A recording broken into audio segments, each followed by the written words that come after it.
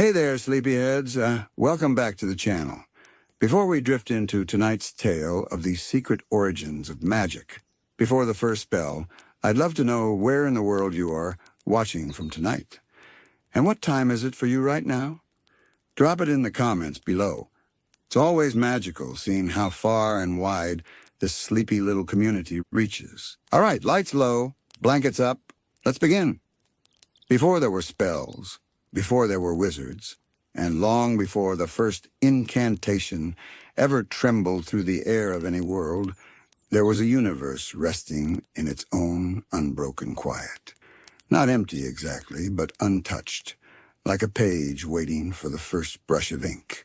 In this stillness there were no stars yet singing their radiant songs, no wandering spirits drifting from plane to plane, and no hidden realms branching like delicate roots beneath reality. There was only the soft, ancient hush of existence forming itself moment by moment, without witness and without meaning. This silence was not cold or lonely. It was more like the pause before a dream begins, or the moment when the breath holds itself just before a thought appears. A gentle, endless suspension. A place where nothing had yet chosen a shape. In this early cosmic cradle, the laws of physics had only just begun to unravel themselves into place. Energy pooled in slow currents, drifting like faint underwater tides. Matter coiled in patterns that resembled half-formed intentions, and time itself moved in long, unbroken waves, as if unsure whether it should march forward or stay perfectly still. Everything was calm and unhurried, existing only because existence itself was curious enough to try. Within this quiet, something subtle began to happen. Tiny stirrings in the dark, so delicate they would have gone unnoticed even if there had been anything alive to notice them. These were not yet magical in the way we understand magic through the wizards and artifacts and sorcerous forces of Oo. They were simply little irregularities, small tremors in the still waters of reality. But each ripple carried within it something that physics alone could not explain. A strange kind of potential. This potential behaved like a secret whispered into a room with no one else in it. A quiet vibration that didn't simply move through the universe, but it seemed to listen as it moved, gathering faint traces of intention from nowhere. These early anomalies did not have purpose. They did not grant power. They did not respond to any kind of will. But they existed in a way that suggested the universe was beginning to experiment with something new, something more fluid, more suggestive than simple energy or matter. It was as though creation, in its earliest dreaming, was beginning to imagine the idea of could be. These embryonic sparks drifted through the still space, weaving themselves into the foundations of everything that would come later. And although they were soft, they began to mimic patterns that looked almost like gestures. A flow here that resembled the early rhythm of a heartbeat. A flicker there that hinted at the cadence of a spoken word. A coiling strand that moved like the quiet start of a question. No conscious being shaped these moments. They were simply natural experiments, little murmurs in the dark fabric of reality. But they mattered, because they were the first signs that the universe did not want to remain silent forever. It wanted to express, to grow, to create. In the future, magic would be thought of as something that people learn, something that can be taught, inherited, or stolen. Something that comes from wands, grimoires, ancient bloodlines, or cosmic reservoirs. But here, in this earliest time, magic was not an ability. It was not even a force. It was curiosity taking shape, a soft stirring that hinted that reality was capable of more than simply existing. Imagine the universe as a vast, calm ocean with no wind to disturb it. For eons, the water lies smooth and mirror-like. And then one day, without warning or cause, a single ripple appears. It stretches, widening, shifting the reflection on the surface. And though the shape disappears, the memory of that movement remains in the water. This was the beginning of magic. Not a spell, not a spark, but a memory of a possibility. As these tiny ripples multiplied, they began to resonate with one another. When one shifted, another responded. When one dimmed, another brightened. A faint harmony developed, a soft, echoing pattern like distant notes of a melody forming long before instruments are invented to play it. This resonance didn't speak yet, but it hinted. It hinted that one day the universe might recognize itself. That thought might arise. That intention might take root. That something like will could emerge. But in this early age, nothing hurried. The ripples did not rush toward becoming magic. They simply floated, patient and unformed, like warm air rising slowly through a sleeping forest. Each movement guided the next, gently and without direction, until the space between them began to feel different, thicker, more sensitive, as if the universe had become aware that it was listening to itself. And this awareness, soft as it was, shifted everything. The silence was no longer just quiet. It had begun to take on the faintest tone, like the first hint of a song still hidden behind the horizon. Magic was not yet alive, but its seed had been planted.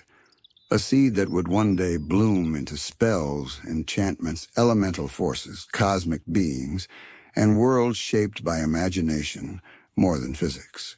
Here in this delicate beginning, the universe waited, poised between stillness and expression, between silence and story. And though nothing had happened yet, everything was starting to lean gently toward its own unfolding. Slowly within this quiet expanse, the faint disturbances began to gather in small clusters, as if they were drifting toward one another out of a quiet longing to connect. Each ripple carried a trace of possibility, but when several came together, something new emerged. The movements became more complex, swirling patterns rather than simple waves. They didn't yet seem like forces or minds. Instead, they resembled the slow curling of mist around an unseen shape, or soft currents meeting in deep ocean water with no clear direction. With each subtle interaction, the cosmos seemed to hum a little more. Not a literal sound, but a vibration of potential threading its way through the emptiness. This early hum was fragile, like the breath drawn before a whisper, but it held an enormous truth within it. It showed that the universe was not content with stillness. It was evolving the capacity to form meaning. These clusters of possibility drifted like glowing dust motes in a beam of light, though there was no light yet to reveal them. And as they interacted, they began to produce tiny shifts in the surrounding space. These shifts didn't follow the strict rules of physics. They bent in strange ways, curving gently around themselves. They swelled and faded in patterns that felt too intentional to be random, but too young to be conscious. If someone could have watched this unfolding, they might have felt as though they were witnessing a mind learning how to think for the very first time. The universe wasn't alive yet, not truly, but it was learning the earliest motions that would someday become thought and will and creativity. All the complexity of future magic was hidden in these early dances of energy, waiting patiently for the right moment to bloom. Sometimes one of these clusters would flare softly, releasing a pulse that rippled outward in a perfect circle. When these pulses collided with others, they would merge, forming shapes that were like the shadows of ideas. These shapes came and went without memory, without meaning, yet they left faint impressions in the fabric of reality, and those impressions built upon each other, layering into something the universe itself could feel. This was the moment when silence started to become something more than absence. It was now the backdrop for the first stirrings of expression, a canvas beginning to accept its first brushstrokes, even if the artist had not yet awakened. In time, these clusters began to form threads, long and delicate, stretching through the dark like strands of some ancient loom. The threads flickered with energy that was not fully understood even by the cosmos that carried them. They wound around pockets of matter through early fields of energy, guiding them into shapes that would eventually form the first galaxies. The earliest movements of these threads resembled the quiet language of intention, a kind of proto-magic that didn't yet know it could be shaped. The beauty of this unfolding lay in its patience. Nothing in this early universe rushed toward purpose. Everything moved at the pace of drifting dust or a quiet breath. Patterns emerged, not through force, but through gentle repetition. The threads looped and twisted, sometimes forming knots of complexity that vanished as quickly as they came. Other times they brushed against one another and resonated, creating a vibration that lingered like an echo. These echoes were important. They were the first signs that the universe was beginning to remember itself. Each echo carried forward the faintest memory of a pattern that had existed a moment before.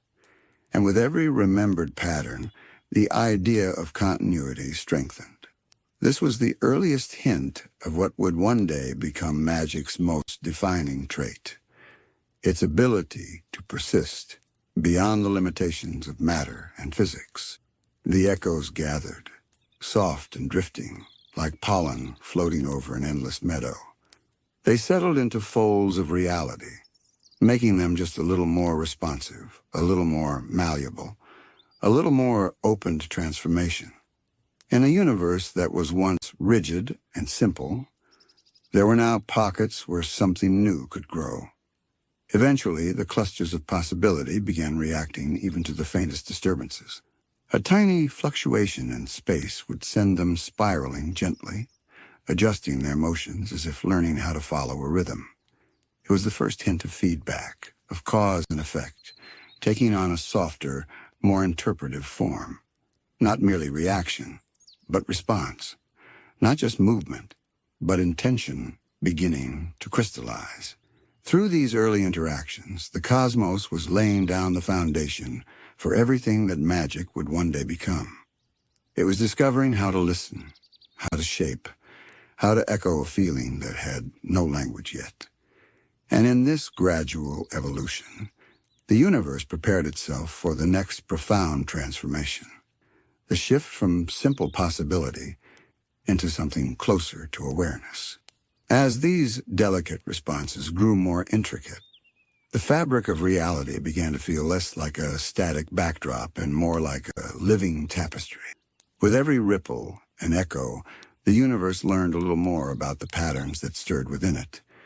It was as though creation itself was becoming a student of its own nature, quietly observing the soft tremors that moved through its endless expanse. Some of the threads pulsed with gentle rhythms, faint as distant heartbeats. Others shimmered with a kind of quiet anticipation, as if holding secrets that had not yet formed into thoughts. These were not magical forces in the way wizards would later wield them, but they were something older, something more delicate, something that felt like the world's first attempt at imagination. From time to time, these threads formed small whirlpools of possibility, little spirals that twisted into shapes resembling ideas. These spirals were fleeting, dissolving almost as soon as they formed, but each one left behind a tiny trace, a subtle signature that lingered in the folds of space. And with every trace, the universe became a little more willing to bend, a little more ready to change, a little more capable of complexity. It was in these early murmurs of existence that the first glimmers of meaning flickered into being. A swell of energy might rise in a way that suggested yearning. A fading pulse might resemble release. And though none of these moments had intention behind them, they created an environment where intention could one day be born. The universe, in its quiet drifting, was shaping the emotional vocabulary that future beings would instinctively recognize. Slowly, the early clusters began to align themselves along pathways that hadn't existed before. These pathways twisted through the empty dark like faint rivers of possibility. As energy flowed along them, the pathways strengthened, becoming channels where the faint potential of unformed magic could gather and swirl. These channels were subtle, but they acted as the first conduits of something that felt noticeably different from mere physics. They responded not only to force but to patterns, almost as if recognizing familiarity. Over time, the clusters along these channels started resonating with one another across vast distances. When one pulsed, others would respond, their vibrations faint but synchronized. It was the earliest resemblance of communication, not with words or symbols, but through resonance and echo. A kind of primordial harmony began to stretch through the cosmos, carrying with it the soft suggestion of unity. And unity was essential, because unity was the first concept that hinted at the possibility of will. As the harmony deepened, regions of the universe became more sensitive to these early resonances. Space that had once been stiff and unyielding began to flex when the vibrations passed through it. Some areas absorbed the echoes, becoming dense with possibility. Others reflected them outward, amplifying them like great reflective chambers. These temperate pockets of responsiveness were the earliest ecosystems for what would one day be known as magic. Imagine drifting through this young cosmos, floating through dim and endless expanses where these threads of potential shimmer like faint auroras.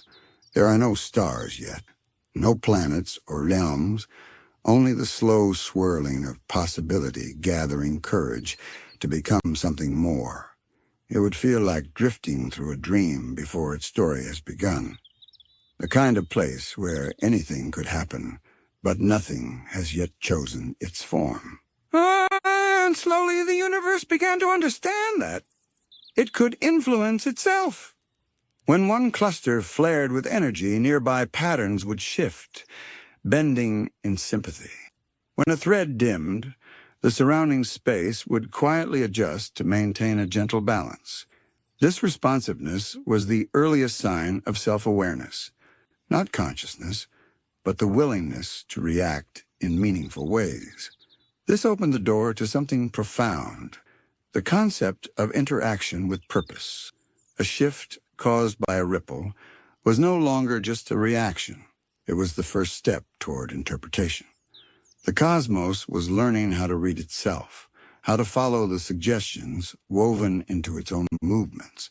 And with every small lesson, it became more ready to develop forces that could be shaped, guided, and given life. In the places where these interactions grew strongest, strange new formations began to appear. They were not matter, nor energy, nor life. They were pockets of heightened potential, wrapped like soft cocoons around the earliest patterns of resonance. These pockets behaved differently from the space around them. They held on to echoes longer, letting the faint vibrations accumulate until they formed swirling, luminous fields. These early fields were the ancestors of magical realms. They were the first spaces where possibility didn't simply pass through, but remained long enough to grow dense, concentrated, and warm. They felt like the universe's earliest breath of creativity, gathering itself in preparation for a moment that had not yet arrived. As these fields expanded, they brought the universe closer to a threshold. The silence was no longer empty, it was charged. The quiet hum had grown into a soft chorus. And somewhere in this cosmic hush, a tension began to form, a gentle sense that something was waiting to be discovered, something powerful, ancient, and transformative. The universe was not just holding potential anymore. It was preparing for the moment when potential would become intention. As the universe drifted closer to this quiet threshold, the fields of heightened possibility continued to thicken. settling into gentle spirals and layered currents. These currents behaved like the slow unfurling of patterns that were older than stars, carrying the soft weight of future potential on their flowing backs.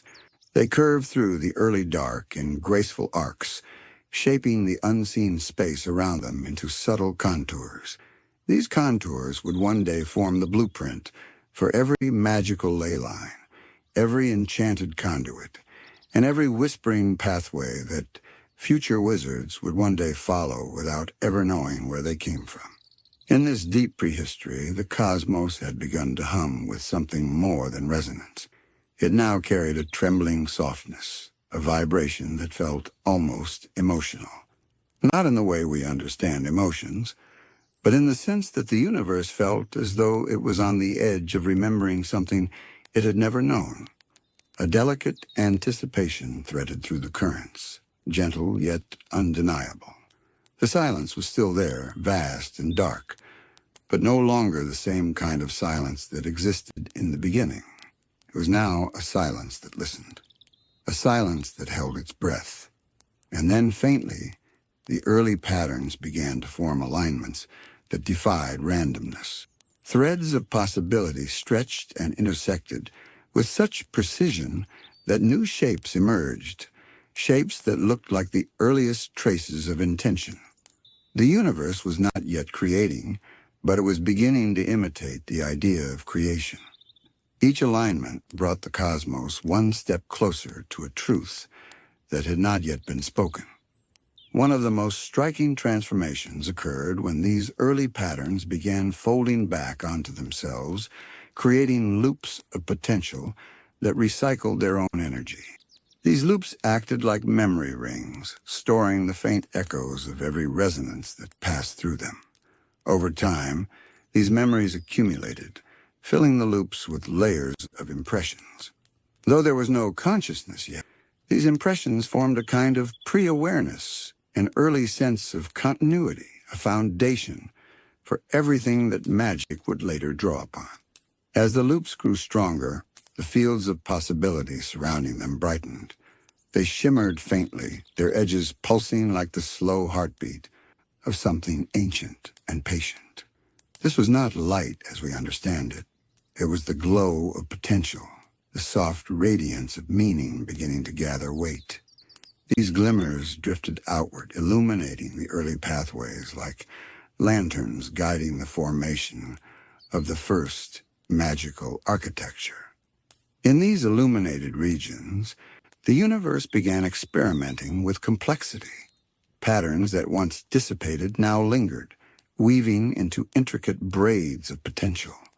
These braids twisted across vast stretches of space, connecting distant pockets of resonance in ways that made the cosmos feel smaller, more intimate. These were the earliest networks of magic, delicate but sturdy enough to carry the faint spark of what could become intention. And in these networks, something remarkable began to happen. When one cluster pulsed, the vibration didn't simply radiate outward. It traveled along the braids, echoing across unimaginable distances, reaching other clusters that responded in kind. These responses formed chains of resonance, each link subtly amplifying the one before it. This created waves that were not just ripples, but something far more structured, something that resembled the early alphabets of power. The universe, through these exchanges, had developed its first primitive language. Not a spoken language, nor a written one, but a language of patterns and echoes. Each vibration held a hint of meaning. Each pulse carried the suggestion of connection. The cosmos was communicating with itself in the only way it could, using the tools it had created from silence and possibility. And through this communication, something new blossomed. Awareness. Not full awareness. Not a mind, but a quiet recognition. A sense that the universe was no longer simply reacting. It was beginning to guide its own unfolding. The earliest tendrils of understanding curled through the dark like gentle vines searching for sunlight. The cosmos began shaping patterns deliberately, forming loops and currents with care rather than chance. This was the first approach toward intention, the earliest shadow of thought. From this growing awareness came a shift in the fields of possibility. They became denser, richer, more responsive. A single echo could stir an entire region into motion, sending waves that danced together in harmonious patterns.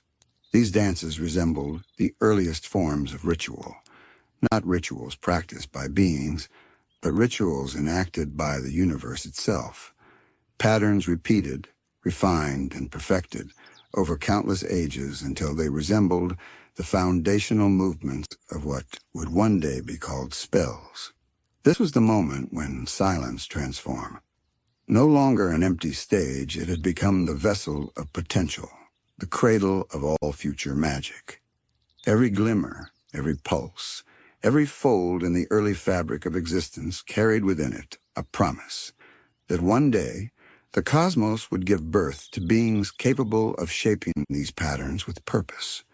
That magic, already stirring in its embryonic form, would soon meet minds that could recognize it, understand it, and wield it. And so, as the first whispers of intention settled into the cosmic cradle, the universe drifted into a quiet readiness. The silence before power was no longer simply waiting. It was preparing, gathering, dreaming. Magic had not yet been born. But for the first time in the history of everything, the universe understood that it could be. As the universe drifted out of its long, quiet awakening, something subtle began to stir within the web of resonances it had woven. The early patterns that once moved purely by instinct were now beginning to repeat themselves with delicate precision, as though guided by an unseen rhythm. These repetitions were not accidental.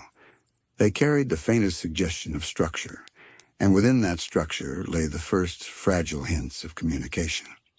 In many ways, this was the universe's earliest attempt at forming a language. But this language was not built from words the way we understand them. There were no voices yet, no minds to speak or listen.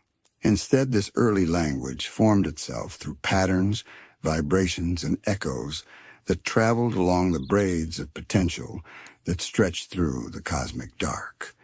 When one cluster of possibility pulsed with a certain rhythm, nearby clusters responded with rhythms that complemented or mirrored it. These responses created a cycle, an exchange, a call and reply that repeated and strengthened until it became something new. Imagine drifting through this young cosmos, watching as these ripples flicker like distant lanterns across a vast and gentle sea. At first they appear random, small dances of energy shifting in and out of sight. But with time, you would notice that the motions begin to align. A pulse here matches a pulse there. A swirling pattern is echoed by another across unimaginable distances. Slowly, the entire universe begins to feel interconnected, as though it is learning how to express a single shared thought. This interconnectedness became the foundation of what would eventually evolve into magical language. Long before runes and spells, long before sorcerers whispered incantations, the cosmos itself was experimenting with syntax. Not a human syntax, but a cosmic one, made of harmonies and sequences rather than letters and grammar. Every vibration held meaning simply because the universe was learning to recognize it. Some of the earliest patterns formed shapes that resembled spirals and loops, curling around themselves like ancient glyphs. These shapes were not symbols in the way mortals would later carve symbols into stone or ink them into enchanted tomes. Instead, they were symbolic in the sense that they carried intention. A certain loop might consistently respond to a certain pulse. A spiral might always attract a corresponding swirl of resonance. Through each repetition, meaning grew a little stronger, like soft footprints on an untouched path. With these early meanings came the first sense of instruction. When one cluster emitted a specific pattern, it would guide the movements of the patterns around it. A faint suggestion drifted through the cosmic fields. A suggestion that this specific pattern should be followed by another, and remarkably, the universe began to comply. These suggestions created chains of action, sequences that built upon one another in ways that resembled sentences forming from individual sounds. The universe was not just listening to itself anymore. It was learning how to respond with intention. In Adventure Time, magic often requires precise phrasing. Wizards chant incantations, demons negotiate through runes, and even cosmic beings use language-like actions to shape reality. These later expressions are echoes of this ancient cosmic development. Every spoken spell, every rune etched into the Enchiridion, every sigil that glows in summoning circles, all of them trace their ancestry back to this early universal desire to communicate. This origin explains why magical commands feel so deeply symbolic, why certain phrases unlock ancient forces, and why even powerful beings like Hunson Abadir rely on complex scripts to control their domains. Underneath all these systems lies a truth older than thought. The universe responds to patterns it learned before the first star ignited. As the cosmic language continued to develop, the patterns grew increasingly complex. Simple loops gave way to layered motions, pulsing rhythms intertwined with spirals and arcs. These combinations carried more meaning than any single ripple could hold. They resembled proto-words, each one filled with intention. These proto-words interacted with one another, forming clusters that hinted at the earliest structures of cosmic grammar. Where this grammar formed strongest, the fabric of reality grew unusually sensitive. A single pulse could trigger a cascade of resonance. A single spiral could redirect an entire current of possibility. These regions behaved like fertile soil for magic. They were places where meaning could settle, grow roots, and eventually blossom. Over time, the language became so layered and responsive that it began shaping space itself. The universe did not just communicate through these patterns, it shaped worlds, realms, and early structures of existence using them. The language became creative. Every swirling sentence of resonance added another stroke to the cosmic canvas, forming new dimensions, hidden folds, and intricate possibilities. This was the moment when magic shifted from being passive potential into something far more active. It became a system that the universe used to organize itself, a way to store intention, a way to express identity, a way to guide the unfolding of creation with nuance instead of randomness. And within this grand unfolding, the first faint hints of destiny began to form. And in that long-ago age, when the universe was still settling into the shape it would one day hold, these first sounds moved quietly through the dark. None were spoken by tongues or shaped by lungs. They didn't belong to creatures. They didn't even belong to planets. Instead, they rose naturally from the fabric of reality itself, like the way heat rises from a desert road or mist forms at dawn without being asked to. These early tones drifted outward, carrying meaning that no one yet existed to receive. They were patient notes, waiting for something or someone to hear them. If we imagine magic as a river, then these sounds were the earliest droplets, small, simple, but incredibly pure. What made them wondrous wasn't just the meaning they carried, but the way they interacted with the newborn cosmos. When one of these tones slid across a forming star, the star brightened, as though encouraged. When one touched the surface of a cooling world, the crust trembled slightly, as if startled awake. They weren't commands. They weren't even intentional actions. They were simply the universe expressing itself, and in doing so, nudging creation along its path. This is one of the older theories in the quiet corners of the multiverse. That magic began not as something wielded, but as something felt, a resonance, a gentle pressure, a faint suggestion that reality could be persuaded, if only someone learned how to listen closely enough, then answer back. And it's in that thought that the first language begins to take shape, because language isn't just a tool for speaking, it's a bridge, a way to connect an inner world with an outer one. The universe had begun whispering, humming, stirring with soft syllables, but there was no one yet who understood, no one to reflect the sound back. Some theorists suggest that the multiverse itself was waiting, almost holding its breath, that those early tones were like questions, and that magic could only truly be born when something alive rose to answer them. Others argue that the tones themselves were alive in their own small way, that they drifted with intention, seeking out places where potential pooled, where minds would one day awaken. This idea paints a picture of magic not as a resource or a force, but as an invitation, a quiet call for companionship in the vastness. And perhaps that is why the first language didn't form all at once. It didn't appear like a sudden spark. It grew slowly in layers. As stars thickened, their hum deepened. As galaxies spiraled into greater harmony, their movements contributed new syllables, new cadences.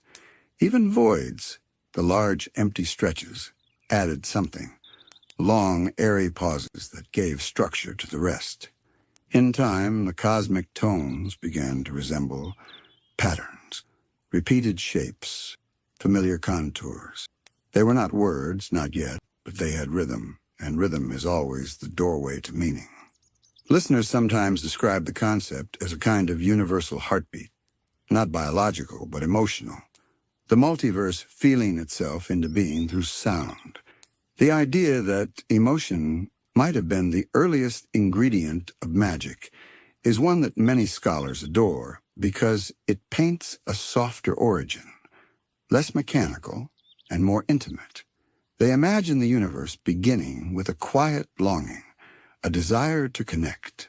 And out of that longing came the first intention, and out of that intention came the earliest tones. Music before music, language before language, magic before magic. Now, somewhere far later in cosmic history, species like the comets, the lich, and even beings like Evergreen would tap into forms of magic that seem clear and structured.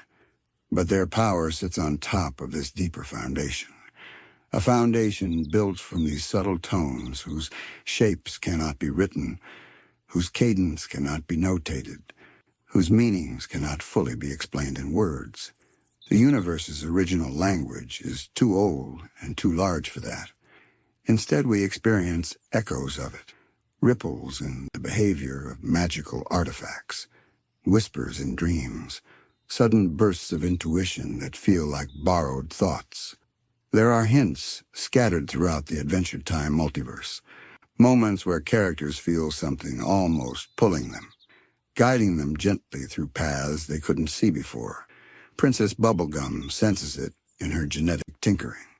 Simon Petrikov senses it in the crown long before he understands its story. Even Finn, in his dreams and visions, brushes against the edges of this language. These aren't direct communications. They're more like the universe clearing its throat, reminding those who wander close that something older is always humming beneath everything. But we can go deeper than that, because the real secret, the quiet truth that many lore lovers whisper about, is that this language wasn't simply sound. It was structure. It was the rule book beneath the rule book. It gave shape to how magic would one day function. It set limits. It opened pathways. It created the very idea that existence could be negotiated with, persuaded, or influenced. And the moment structure existed, even in faint, fragile form, magic had something to cling to, something to rise from. And so the universe continued to shape itself, speaking in tones no mouth could form, until that structure deepened enough that meaning could finally become intention. As the layers of cosmic tones accumulated, the patterns began to interlock. No longer were they isolated pulses or scattered ripples. Each vibration responded to others, creating chains and lattices of meaning that stretched across the newborn cosmos. These lattices acted like invisible scaffolding, invisible but solid enough to support the weight of future creation. They weren't physical, yet they shaped reality's potential in ways that would one day define magic. Every pulse left a trace, and every trace interacted with the next, forming an intricate, ever-expanding web that spanned the silent void. It is within this web that the first real conversations of the universe took place. Not between beings, not between minds, but between the currents themselves. One echo would drift across a cluster of spirals, and another would respond, mirroring or complementing it. Some sequences became more complex over time, repeating themselves with slight variations, experimenting with different arrangements. It was as if the universe was composing poetry without knowing it, setting the rhythm and cadence that would later resonate in every spell, incantation, and magical gesture. The threads of possibility were learning to speak, and in their learning, the cosmos was discovering the first forms of comprehension. Some of these sequences gained strength, lingering longer than others. They became what scholars of the multiverse sometimes call the root syllables of magic, the simplest units of meaning that could be combined to form more intricate expressions. Think of them like musical notes in an ancient symphony, notes that could not yet be sung by voices but still carried a weight and intention all their own. These syllables, carried across time and space, influenced the early shaping of realms, guiding the formation of matter and energy toward patterns that could one day be recognized and harnessed. The fascinating thing about this earliest language is that it was not uniform. Different regions of the universe developed distinct vibrations, distinct cadences, almost like dialects. Some spiraled slowly, gentle and patient. Others moved quickly, staccato and insistent. Some echoed with warmth, others with a crisp, cold precision. And yet, despite these differences, the echoes occasionally overlapped, harmonizing across distance, creating resonance that were richer than any individual sequence. In this interplay, the universe was discovering the first concept of context, how one pattern could gain significance when connected to another. This layered, harmonizing structure is why magic feels so alive even today. Every spell, every enchanted rune, and every mystical artifact operates within a framework that predates any sentient mind. It is a framework of response and echo, of suggestion and reflection, learned slowly by the universe itself before any creature had the ability to notice. When a wizard like Evergreen utters a spell, or when a rune glows with power, they are not creating something entirely new. They are conversing with a language that has been evolving since the first moments of cosmic possibility. Every spell is, at its heart, a dialogue with this ancient tongue. Within this cosmic language, patterns occasionally began to self-reinforce. When a particular combination of pulses proved stable, it persisted, influencing subsequent formations.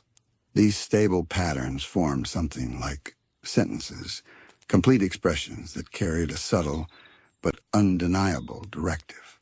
They could shape energy, guide matter, and form the faintest outlines of order.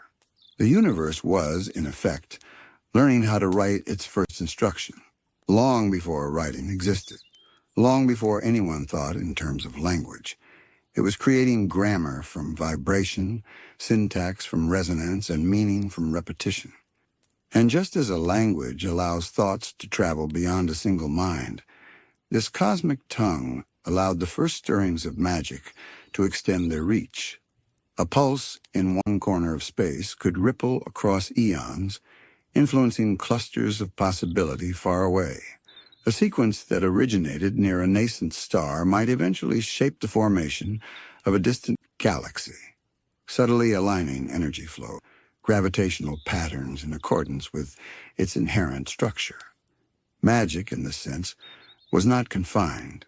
It was fundamentally expansive, growing outward, connecting every thread and linking all points of potential in a vast network that would one day carry both intention and will.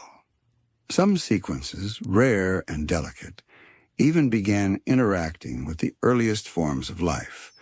In these moments, the proto-language touched the first being capable of perception, creatures that floated through the universe with no name and no shape, sensing the faint ripples of intention. These beings could not speak, but they could respond. A pulse from the lattice might cause them to shift, to move, to emit their own echoes. And though their responses were untrained and unstructured, they became part of the expanding dialogue, another layer in the symphony that the universe was composing. Magic, it seemed, was preparing to meet life. Over countless cycles, the proto-language began to codify itself. Certain sequences became preferred, repeated more often than others, forming enduring threads that would act as the backbone for future magical systems. These threads carried the subtle memory of their interactions, teaching the universe how certain vibrations could consistently shape reality in predictable ways. They were not spells yet, but they were the scaffolding from which spells would eventually emerge. They demonstrated that intention could travel, that guidance could persist, and that resonance could create effect. And so the universe continued to weave, pulse, and hum, composing an endless library of tonal structures and vibrational patterns. This library was quiet, invisible, and infinitely patient. It was an archive of potential, waiting for minds that could recognize it, for beings capable of speaking the language back, of shaping it deliberately, of creating not only in response, but in choice. The first magic was not action. It was communication, a dialogue between existence and possibility. The first spell would emerge only when the conversation finally found a listener. And as these tonal threads and resonant lattices continued to weave themselves through the young universe, the quiet dialogue between possibility and reality deepened. The universe was learning not just to move, but to respond, to reflect, and to anticipate. Each vibration carried the echo of its own past, shaping the surrounding fields in subtle ways, teaching the cosmos how to recognize patterns, how to carry intention, and how to preserve meaning across distance and time. This was not conscious thought, not yet, but it was the earliest shadow of awareness, a prelude to the structures that would one day allow magic to be spoken, written, and wielded. The language of the universe was not uniform, and it never would be. In some regions, patterns moved with slow elegance, as if savoring each moment before extending outward. In others, sequence pulsed quickly and insistently, driving the surrounding currents into gentle spirals of action. These differences were not mistakes. They were the richness of variation that would later allow for the diversity of magical systems across time, space, and realms. Even the smallest difference in cadence or alignment could influence how energy, matter, and eventual life forms interacted with the cosmic resonance, creating subtle variations that would ripple outward for eons. Some of the earliest and most enduring structures emerged where sequences harmonized over vast distances. These harmonies created zones of heightened receptivity, pockets of space where potential could gather and stabilize. Within these zones, the proto-language of magic became tangible, not as sound or light, but as influence. Energy moved differently here, curving, stretching, and folding in ways that would eventually give birth to the first magical currents. These were the very spaces that later sorcerers would discover, long after the universe had matured and recognized as places of power, ley lines, and enchanted crossroads. In these regions, the universe began experimenting with syntax, Individual sequences could combine into longer chains, creating a sort of primitive grammar. Repetition reinforced meaning, and variation introduced nuance. This was subtle, almost imperceptible, but it mattered immensely. Grammar allowed the universe to anticipate consequences. When one pattern occurred, it nudged the surrounding sequences into complementary motions, generating a coordinated response that could influence not just the immediate vicinity, but regions far across space. These were the first lessons in causality, structure, and consistency, the earliest forms of the rules that would one day govern magical practice. The interaction between these structures and the earliest forms of life was particularly profound. These life forms, drifting through voids of possibility, could sense the pulses in ways that matter alone could not. They shifted, resonated, and moved in response, their own subtle energies feeding back into the lattice. In this way, life and magic began a slow, almost imperceptible conversation. Life had not yet learned to manipulate magic, but it could feel it. It could sense it. And in the universe's patient hum, it waited for life to learn how to speak back. As these interactions multiplied, the lattice of cosmic language became increasingly intricate. Sequences layered upon sequences, threads intertwined, and patterns spiraled into ever more complex arrangements. This complexity was necessary. It allowed the universe to encode not just raw influence, but intention, subtle guidance, and even the earliest concepts of consequence. Magic in its earliest form was never a tool. It was a living script, a dialogue written to the very currents of reality, waiting for beings capable of comprehension. And in that waiting, a rhythm emerged. A slow, deliberate pulse that traveled through the lattices, binding distant sequences together into harmonious resonance. This rhythm became the heartbeat of proto-magic, a cadence that would later echo in chants, spells, and rituals. Every vibration, every fold of resonance, carried within it a suggestion of order, an implicit guide for shaping reality without force. The universe was teaching itself to be coherent, to be responsive, and, most importantly, to be ready for consciousness. Over time, these pulses became persistent, forming the first enduring currents in the sea of potential. These currents acted as pathways, conduits along which energy, intention, and eventual spells could travel. They were the first bridges connecting one point of possibility to another, laying the groundwork for what mortals and cosmic beings alike would one day call magical networks. A single pulse, properly aligned, could ripple through these conduits and influence regions far from its origin. And so the universe created the first rules of engagement, a gentle law embedded in the pattern itself. That intention could move, could echo, and could shape. In this delicate interplay between pattern and pulse, sequence and echo, the universe began to feel itself into a form capable of dialogue. Magic was no longer a mere possibility. It had become a medium. The cosmic language had matured enough that, with the right spark, intention could flow along these threads and create effect. Spells, in their simplest essence, were already encoded here, not yet wielded, not yet spoken, but present in the architecture of the universe itself, a silent promise waiting for the first conscious mind to speak back. And so the first language of the universe, an eternal, gentle symphony of pulse, echo, and resonance, continued to grow, patient and expansive. Every vibration, every repetition, every harmonic spiral was a word, every chain of sequences was a sentence, and together they formed the manuscript of reality, the prelude to every enchantment, every incantation, and every magical act that would ever be performed. This was the universe preparing to listen, teaching itself how to speak, and waiting for the first mind capable of answering. Magic was learning to be heard, and the cosmos was quietly ready to respond.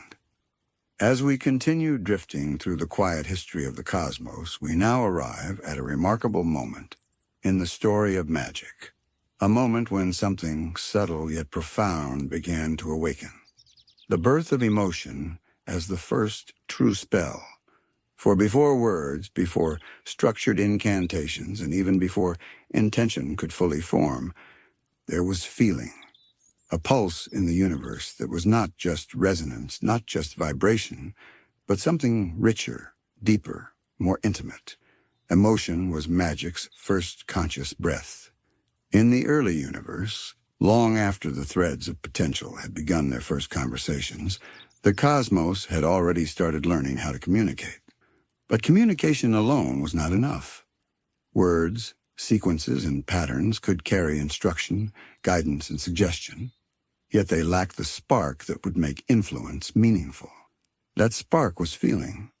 Emotion allowed energy to carry weight. It gave resonance a flavor, an intention, a subtle direction that went beyond simple cause and effect. Imagine, if you can, the universe as a vast, endless ocean. The first language of the cosmos was already flowing like tides and currents through this ocean, touching every corner of reality. Now, a new force arose within those currents, a feeling soft and luminous, like the gentle warmth of sunlight brushing against a cold, quiet lake. The currents began to hum differently, vibrating not only with patterns, but with subtle shades of desire, longing, curiosity, and hope. Each vibration carried the faintest essence of emotion, and in doing so, it gained power. Emotion was not bound by logic, nor by the rigid structure of the early cosmic grammar. It did not require repetition to carry meaning, nor did it need to echo through distant clusters to be effective. A single pulse of emotion could ripple through space, bending currents of potential, influencing patterns, and shaping the very fabric of reality in ways that mere sequence alone could never achieve. This is why many scholars of magical history suggest that emotion was the universe's first spell, not because it could be cast consciously, but because it could act. It was an active force, subtle yet profound, and it taught the cosmos that influence could exist without calculation. The earliest manifestations of emotion in the universe were likely primitive, almost imperceptible to anything living. They were fleeting waves of longing or joy, tiny pulses that drifted across the dark. Some swirled through nascent stars, giving them an unusual luster. Some brushed against early formations of matter, nudging them into curious, unexpected shapes. Others wandered into regions that would one day host life, stirring potential in ways that would shape the evolutionary path of worlds. Emotion was not random. It was creative. It was the first way the universe could act upon itself with intention, without thought. Think about it this way. If language was the scaffolding and resonance was the bridge, then emotion was the wind that could move them. It gave the universe a way to reach across distance, across time, across the gaps between possibility and realization. A pulse of longing could gather nearby clusters of energy, coaxing them into formation. A wave of hope could brighten the subtle fields of potential, making them fertile for more complex structures to emerge. A current of curiosity could set threads of the cosmos to twisting in ways that suggested shape, pattern, and eventually awareness. It is in this context that we can begin to see how the very first spells might have arisen. Spells, at their core, are intentional manipulations of energy. But what if the earliest form of such manipulation was not taught, not recited, and not calculated, but simply felt? In those long, patient epochs of cosmic stillness, the universe discovered that emotion alone could move matter, influence energy, and direct possibility. In other words, Feeling itself was the first tool, the first language, and the first act of magic. Even the subtle distinctions of emotion mattered. Joy and curiosity behaved differently from longing or fear.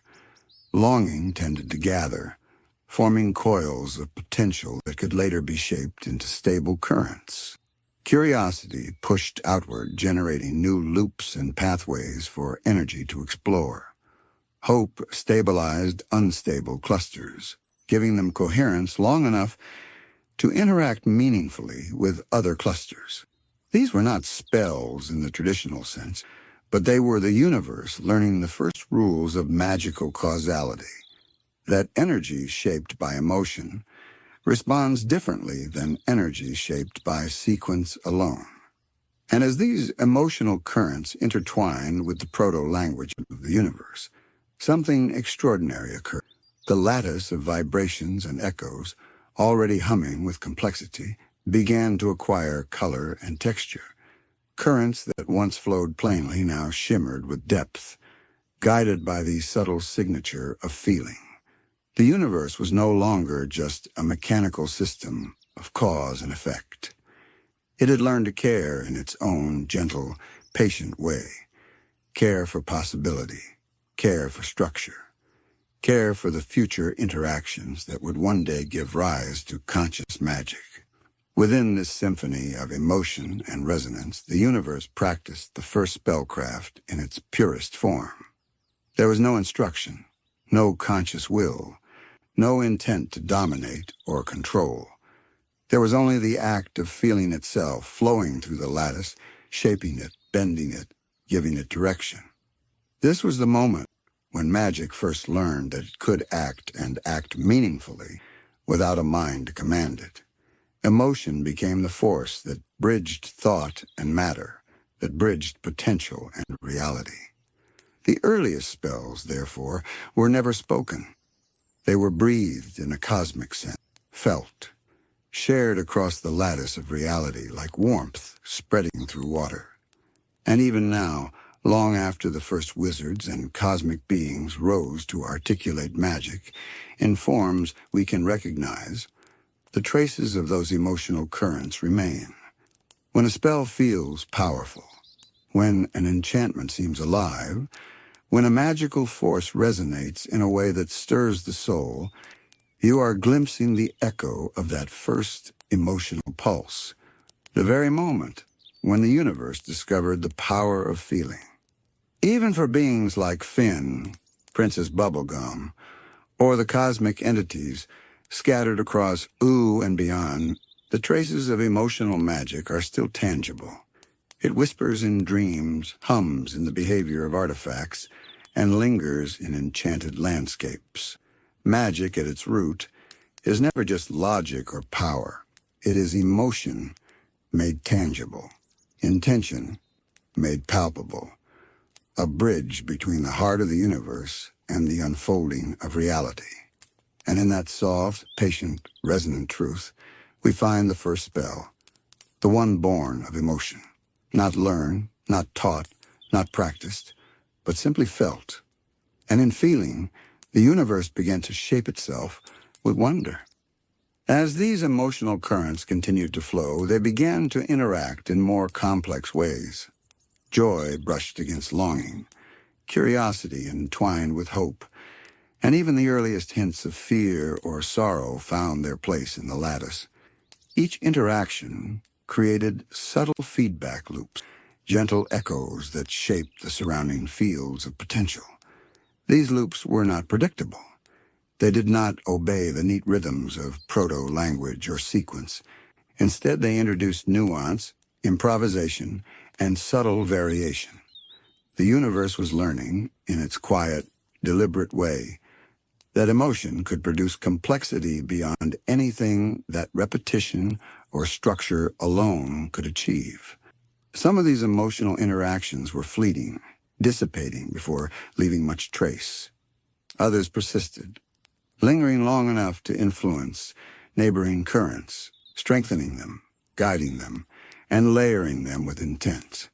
These persistent currents became the earliest conduits of magical energy shaped by feeling. They were subtle, almost imperceptible, yet powerful, and they acted as the first living threads of spellcraft. Through them, the universe discovered that emotion could be harnessed, not in the way a wizard harnesses a spell today, but in the sense that it could consistently produce effect, guiding the flow of possibility toward something coherent and meaningful. Over countless cycles, these currents became more refined. Patterns emerged not just in vibration, but in response. Certain combinations of emotion produced predictable effects on surrounding fields of potential. Longing might draw clusters together, while hope could stabilize volatile spirals. Curiosity could extend threads outward, encouraging exploration of possibilities that had not yet been realized. In this way, the universe was essentially practicing its first magic lessons, discovering which feelings could shape reality and how they could do so across vast distances and unmeasurable expanses of time. This is one of the reasons magical artifacts in Adventure Time often feel sentient or emotionally resonant. The Enchiridion, for example, does not merely store spells, it preserves intention. The Ice King's crown amplifies and distorts emotion, shaping reality according to desire and obsession. Even Finn's sword sometimes resonates with the feelings of its wielder. These are echoes of the first emotional currents, traces of the universe's earliest understanding that feeling is the most potent instrument of magic. The key insight here is that emotion transforms potential into action. A raw field of energy may shift according to sequence alone, but when it is infused with feeling, it becomes directed, purposeful, and expressive. Joy imbues energy with lightness, hope with coherence, longing with attraction. Even in the absence of consciousness, these emotional pulses act like the first guiding hands, directing the shaping of possibility. Magic begins to breathe in this interplay, carrying with it not just force, but nuance, temperament, and resonance. And so, as the emotional currents intertwined with the proto-language of the universe, the first rudimentary forms of spells emerged. They were not taught, not named, and certainly not formalized. They were the natural outcomes of feeling influencing possibility, guiding energy and bending reality ever so gently. The first magic was instinctive, flowing, alive. It was an expression of the universe's capacity to care, to reach, and to communicate through subtle, intimate forces. Some currents were gentle and slow, almost nurturing. Others were sharp, energetic, and insistent. Together they created a spectrum of magical tones that would, much later, inform the diversity of spells, charms, incantations, and enchantments across all realms. And while no conscious being had existed to formalize these effects, the cosmos itself was effectively performing its first acts of spellcraft, each one a quiet testament to the power of emotion as the original catalyst of magic. The universe in this stage was learning that feeling is influence, that emotion is action, and that the heart of magic lies not in mechanics, but in resonance. Each pulse, each wave, each gentle stir of longing or hope or curiosity was a proof of concept, a small lesson in the enduring truth that magic is born from the intimate dance of feeling and potential. As these early currents of emotion deepened, the universe began to sense patterns within them. Some feelings were fleeting, passing through the cosmic lattice like a soft breeze over water. Others were persistent, lingering in place long enough to influence neighboring currents. It was in these persistent currents that the first lessons of intentionality were learned. The universe discovered that some feelings, when sustained, could guide possibility with greater precision. A steady pulse of longing could attract energy in subtle arcs, forming delicate spirals that persisted across vast distances. A current of hope could stabilize chaotic clusters, allowing potential to coalesce into shapes that hinted at order and purpose. In this way, the first rudimentary principles of spellcraft were born, not from thought, not from language, but from the consistent, directed flow of feeling. Over time, these currents began to interact with one another in more complex and unpredictable ways.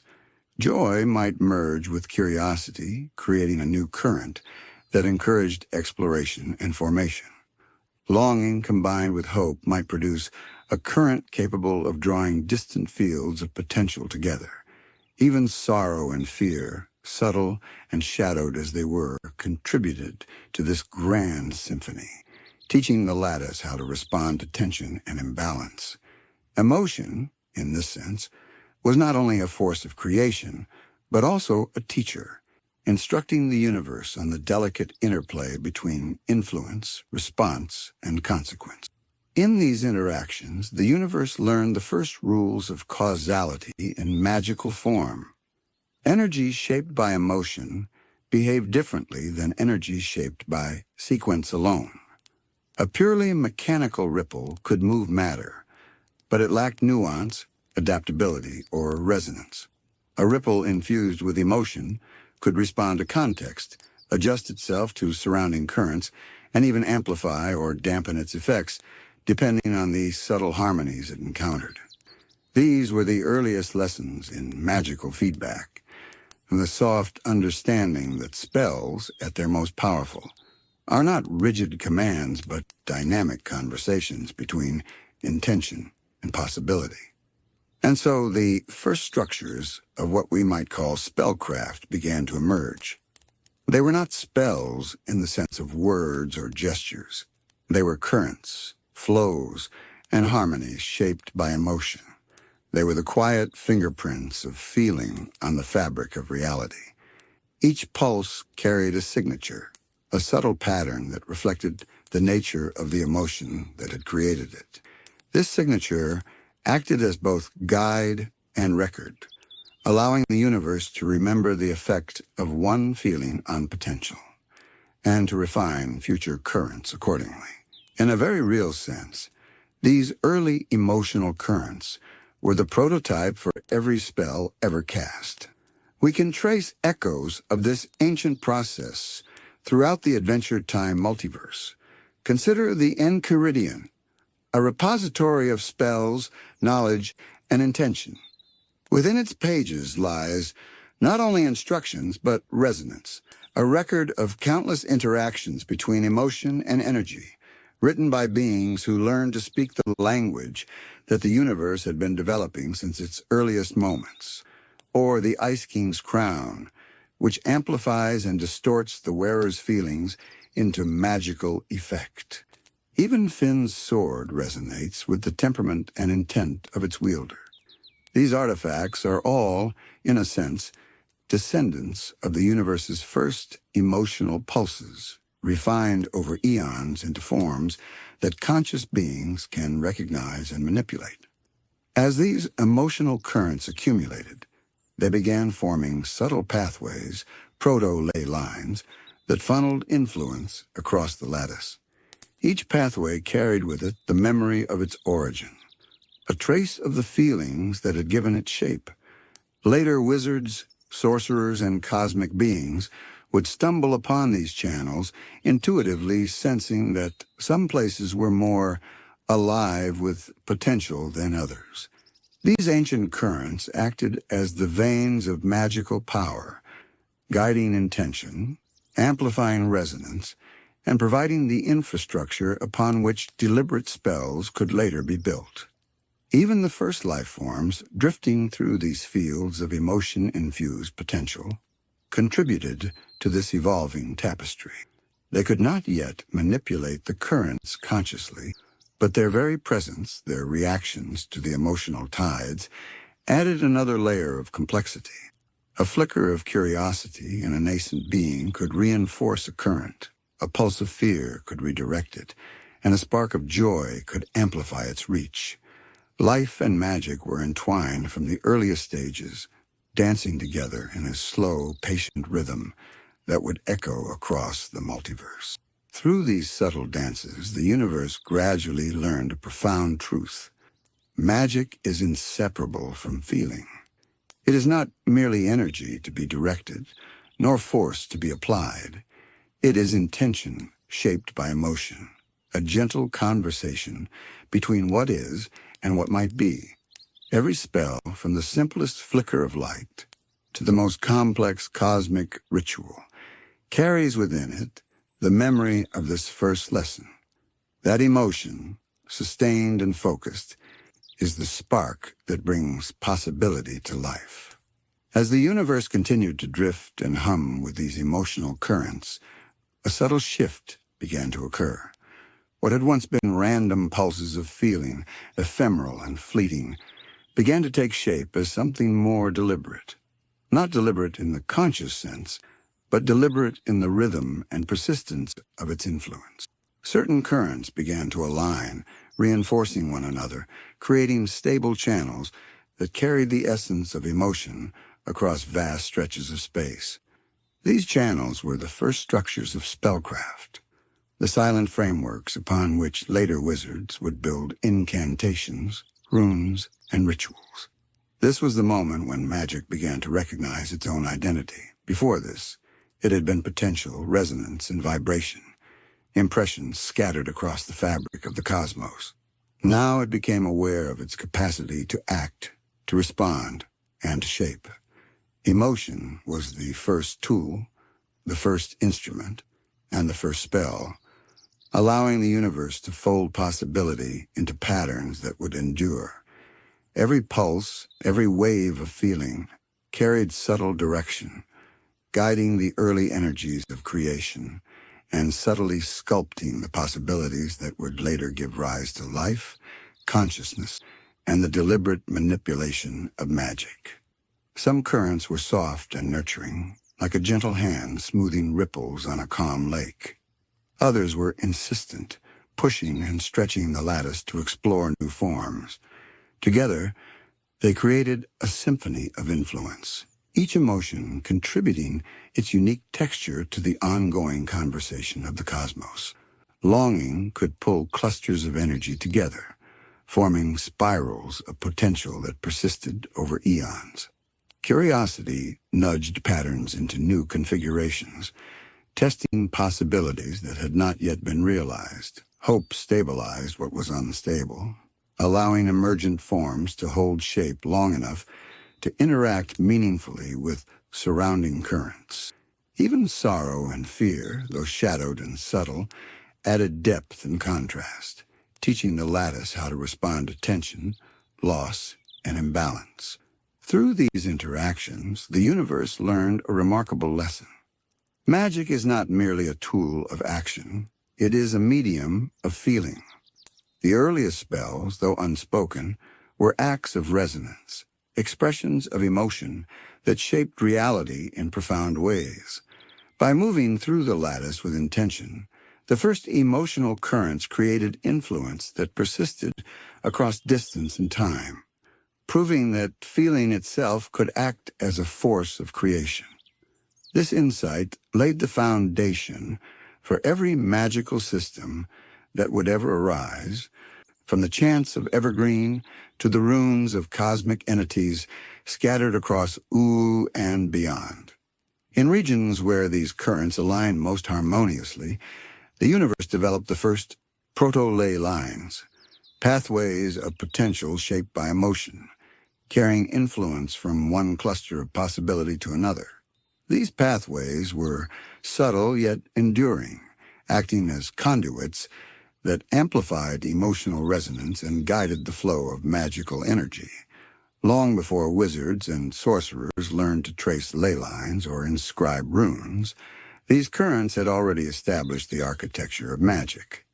Life forms that later emerged along these pathways were unconsciously guided by them, shaped in body, mind, and spirit by the silent music of emotion. Even the most ancient and powerful beings of the Adventure Time multiverse, from cosmic entities to immortal wizards, are still bound by these early lessons. Their spells, though deliberate and structured, are echoes of the universe's first emotional currents. The Ice King's crown, for instance, amplifies feelings and channels them into action, demonstrating that emotion can be harnessed as a form of power. Princess Bubblegum's experiments with alchemy and life manipulation subtly resonate with the principle that feeling imbues energy with shape and direction. Finn, in his dreams, glimpses the legacy of these currents, sensing the quiet whispers of intention and potential that ripple through all creation. Emotion, as the first spell, is a reminder that magic is alive, patient, and intimate. It is not solely about manipulation or control. It is about resonance, connection, and responsiveness. Every pulse, every sigh of longing, every spark of hope is a thread in the ongoing tapestry of magic, a testament to the fact that power arises not from brute force, but from the careful shaping of feeling. The universe itself, in its earliest moments, taught this lesson without voice or mind, demonstrating that emotion is the original catalyst of creation. And so the first spell was cast, not by a wizard, not by a god, not by a conscious mind. It was cast by the universe itself, flowing through the lattice of potential, infusing the early currents of possibility with feeling. This spell was subtle, patient, and eternal. It established the principle that magic is inseparable from emotion, that influence is inseparable from care, and that the heart of spellcraft lies in the quiet, resonant dance between what is felt and what is possible. In that gentle, infinite rhythm, emotion became more than just a feeling. It became a language, a force, a promise. The first spell of the cosmos whispered that potential could be shaped, that reality could respond, and that even in the vast silence of creation, there was always room for intention carried by the tender pulse of feeling. As we continue our journey through the origins of magic, we now drift into a stage where the universe's quiet hum began to acquire a sharper edge. Where emotion had taught magic to feel, now chaos began to teach it to think. In the vastness before time, the cosmos was a restless sea of possibility. Currents of potential flowed endlessly, interacting and overlapping, creating turbulence in the quiet lattice. These disturbances were not destructive. Rather, they carried a strange, restless intelligence, hinting at the first stirrings of conscious thought. The universe had learned to hum, to pulse with feeling, and to respond with emotion. Yet there was still no deliberation, no plan, no awareness of consequence. The currents moved, but they did not yet reflect upon themselves. Chaos, in its infinite complexity, provided the spark for that reflection. Turbulence and interference between currents created patterns that were unpredictable, yet repeatable. They were the first hints that the universe could observe itself in motion, that potential could collide and reorganize in ways that suggested intelligence without mind, intention without consciousness. Imagine watching these currents as they danced across the forming cosmos. Some flowed smoothly, almost meditative in their rhythm. Others spiraled in sudden sharp eddies, intersecting and colliding with neighboring currents. These intersections produced bursts of resonance, sudden flashes of coherence that would last only a moment before dissolving. Yet in that brief coherence lay the first seeds of thought. The universe began noticing which arrangements persisted, which interactions produced stability, and which led to further motion and complexity. In this observation, the cosmos was quietly learning the principles of reflection, analysis, and pattern recognition. Chaos did not arrive as a force of malevolence, though later stories might call it that. It was simply the expression of unformed possibility, the restless energy of a universe experimenting with its own rules. And through these experiments, something remarkable occurred. The lattice of currents began to crystallize, forming structures of persistent order out of transient disturbance. It was not intentional yet, not conscious, but it was the first moment where chaos began to teach the universe how to organize itself. It was the proto-thinking stage, the first glimmer that magic could be guided not only by feeling, but by understanding. Within these crystalline patterns, currents began to interact with one another in more deliberate ways. Certain eddies would align with neighboring streams, reinforcing their direction. Others would twist and fold around themselves, creating loops and coils of feedback. These structures could retain information, subtle but real, about the currents that had produced them.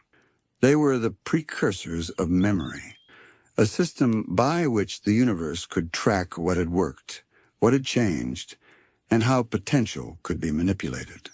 This was thought emerging from chaos, a quiet, patient calculation without consciousness, a reflection that shaped the lattice itself. In Adventure Time, we see echoes of this principle everywhere. The Ice King's crown is a relic of chaotic intelligence given form, amplifying patterns of thought, desire, and obsession.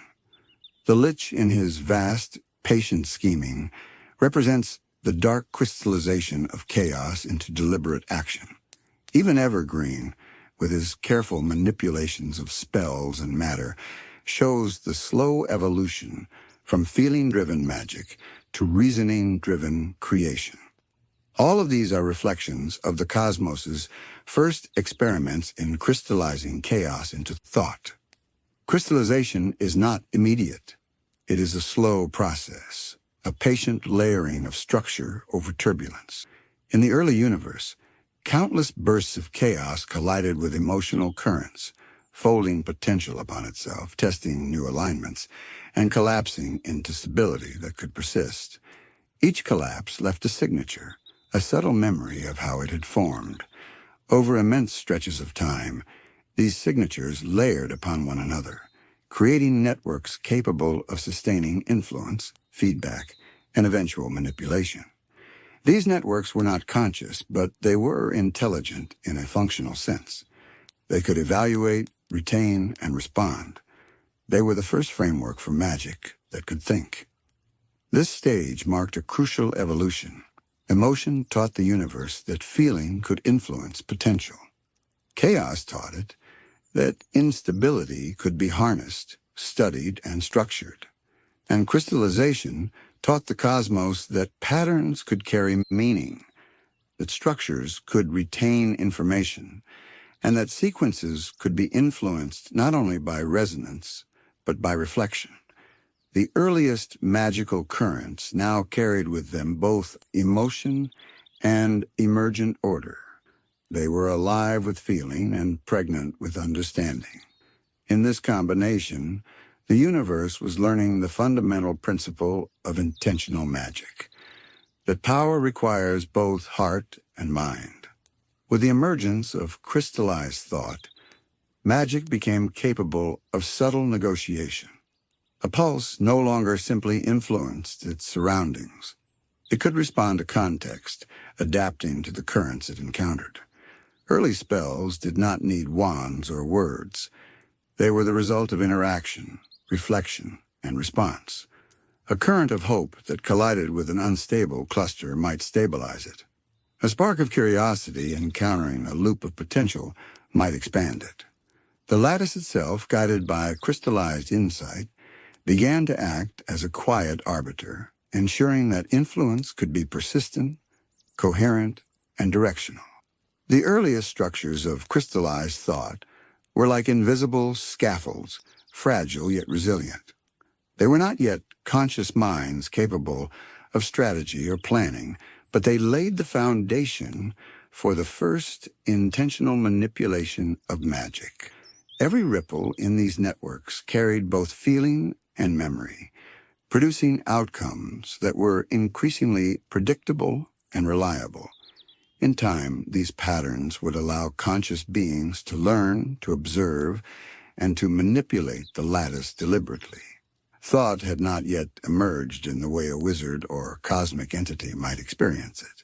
But the universe itself was practicing the art of reasoning, hidden within the folds of chaotic resonance.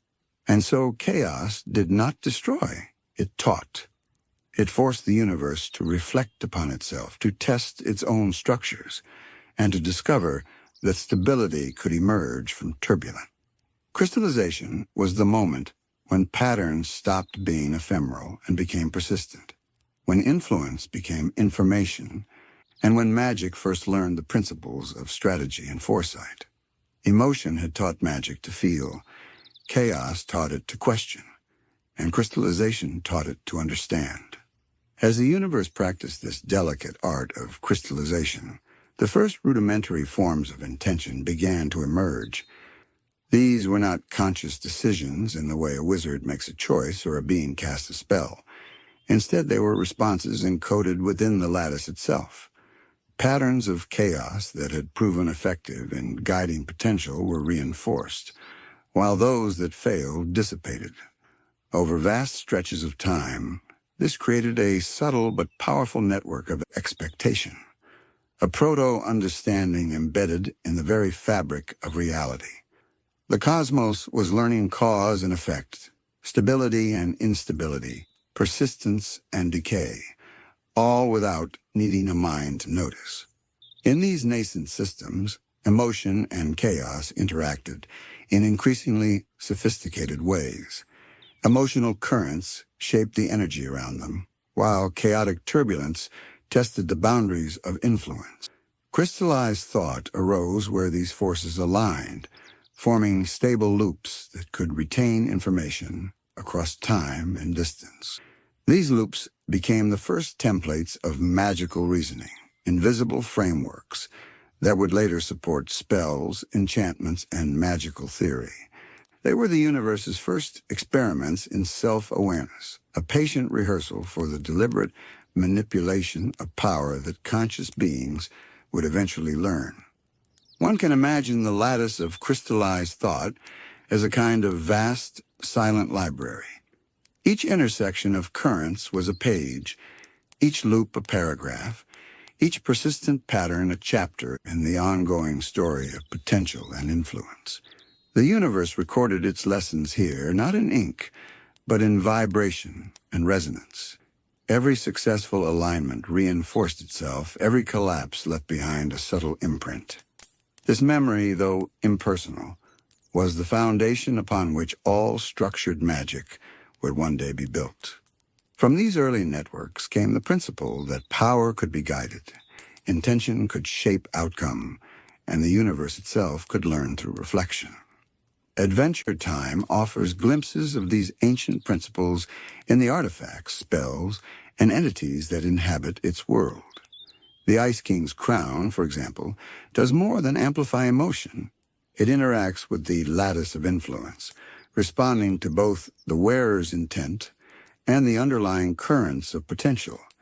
Evergreen's careful manipulations, seemingly deliberate and precise, are echoes of this crystallized order at work.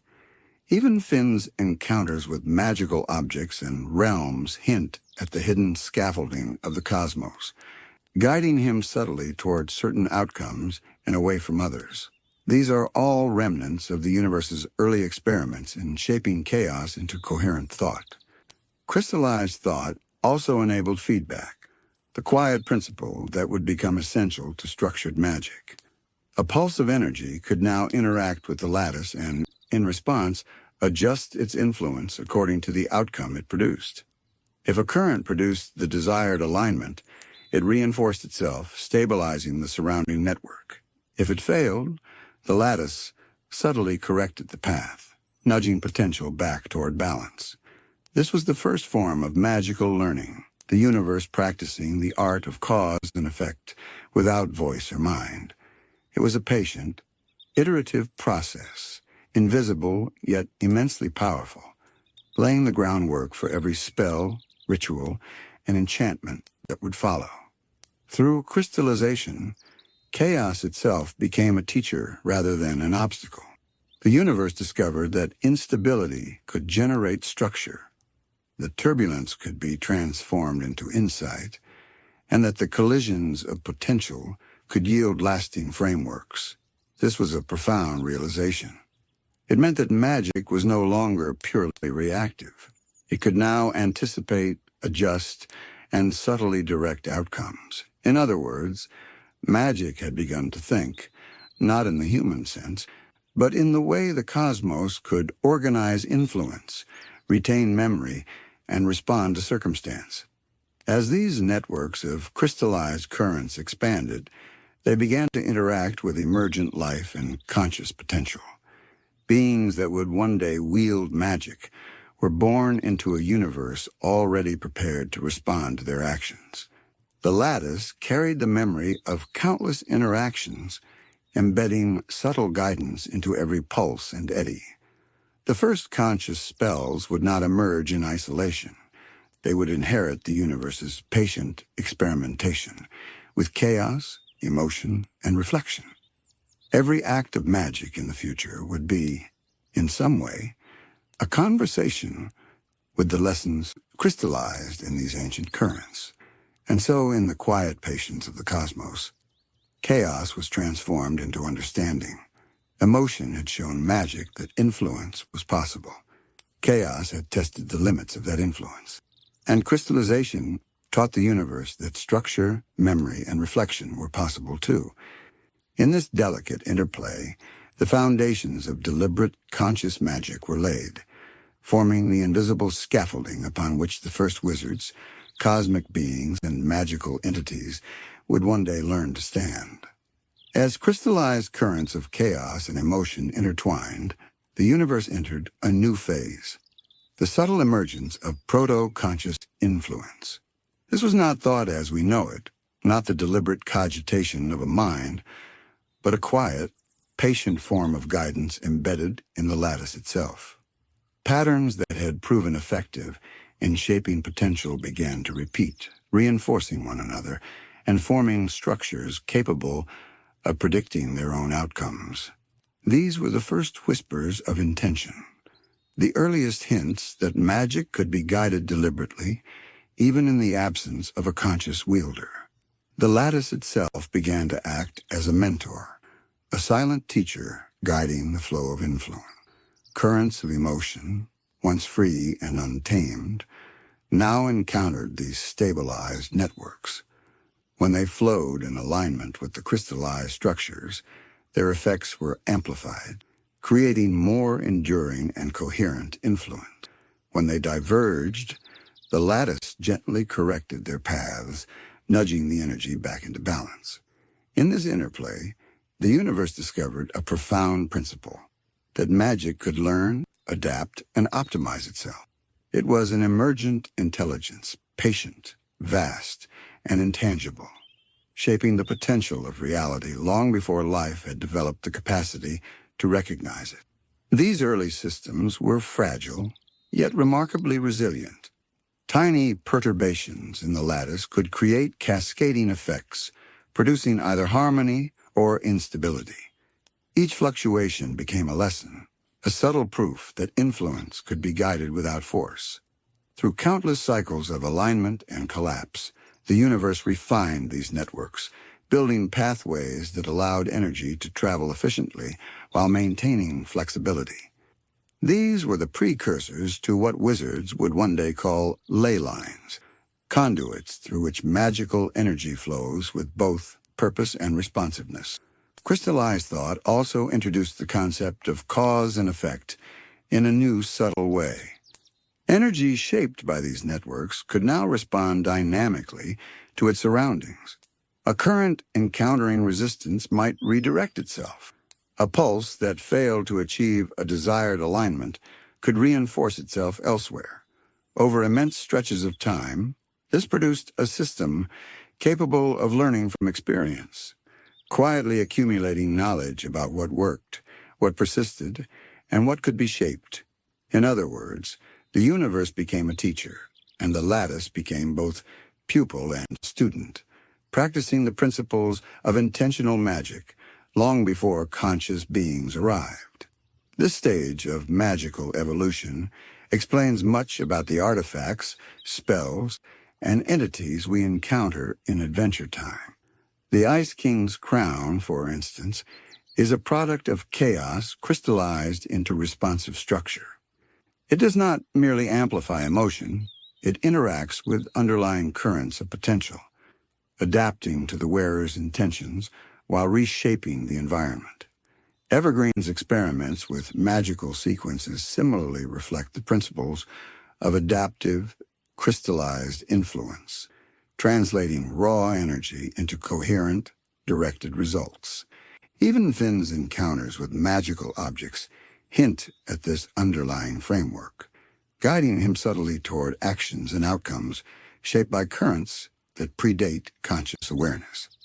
Tozai, with the emergence of crystallized thought, magic gained a new dimension, intentionality. Energy could now be guided with a degree of predictability while remaining responsive to context. This allowed the first rudimentary forms of conscious spellcraft to take root. Spells, though primitive, began to incorporate both the raw influence of emotion and the adaptive principles of crystallized networks. They were not yet formalized, not yet named, but they represented the first moment where magic could act with purpose, anticipating consequence and shaping possibility in a coherent and reproducible way. In this delicate balance, the universe also began to understand limits. Crystallized thought taught that influence has boundaries, that currents can only stretch so far before resistance appears, and that attempts to impose change too aggressively often result in collapse.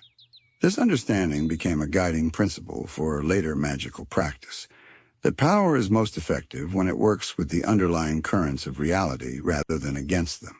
The first wizards, though unaware of this cosmic history, intuitively grasped this principle, and it became the cornerstone of responsible spellcasting across Ooh and beyond.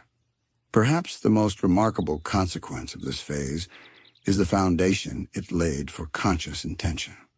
By observing the outcomes of interactions within crystallized networks, the universe demonstrated that energy shaped by reason, aligned with emotion, and guided by responsive feedback could produce lasting and meaningful results. This principle, learned in the quiet, patient crucible of chaos, became the blueprint for every magical system that would ever emerge.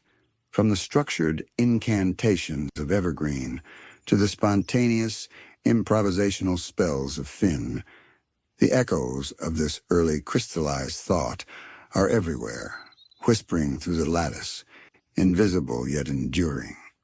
And so, through the patient interaction of chaos, emotion, and crystallized structure, the universe prepared the stage for the next phase, conscious awareness of magic, the deliberate shaping of energy by entities capable of observation, intention, and choice.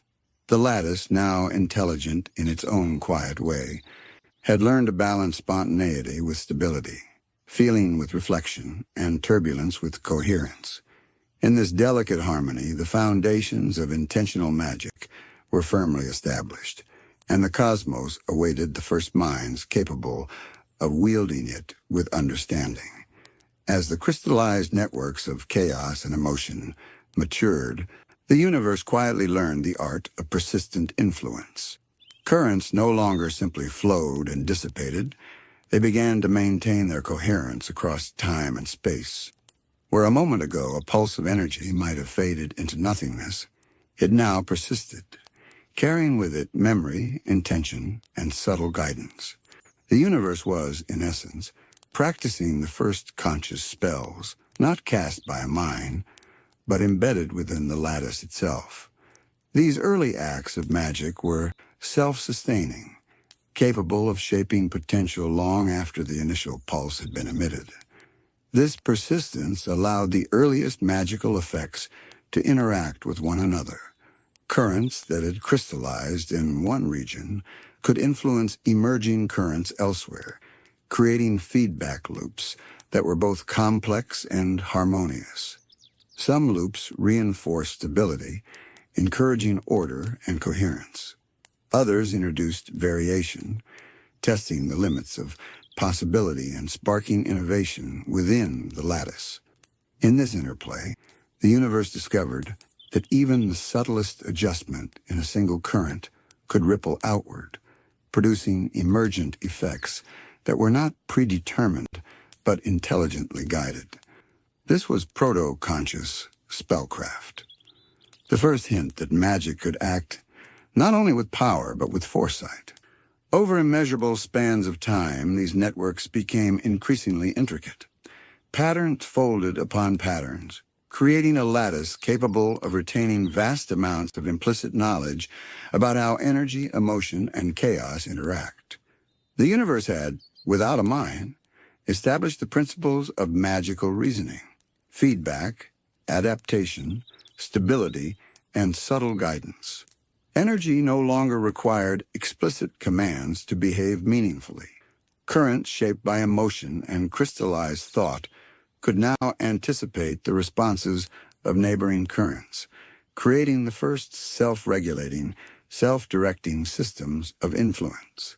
It was within these systems that the first sparks of life capable of interacting consciously with magic would eventually emerge. By the time sentient beings arose in pockets of the multiverse, the lattice was already primed to respond to their intentions. Each pulse, each gesture, and each thought could resonate with the pre-existing structures of crystallized potential. Spells, charms, and enchantments were not entirely new inventions. They were refinements of principles the universe had been practicing since its earliest moments. Life merely learned to formalize and direct these principles consciously. In Adventure Time, the echoes of these ancient currents are evident in many ways.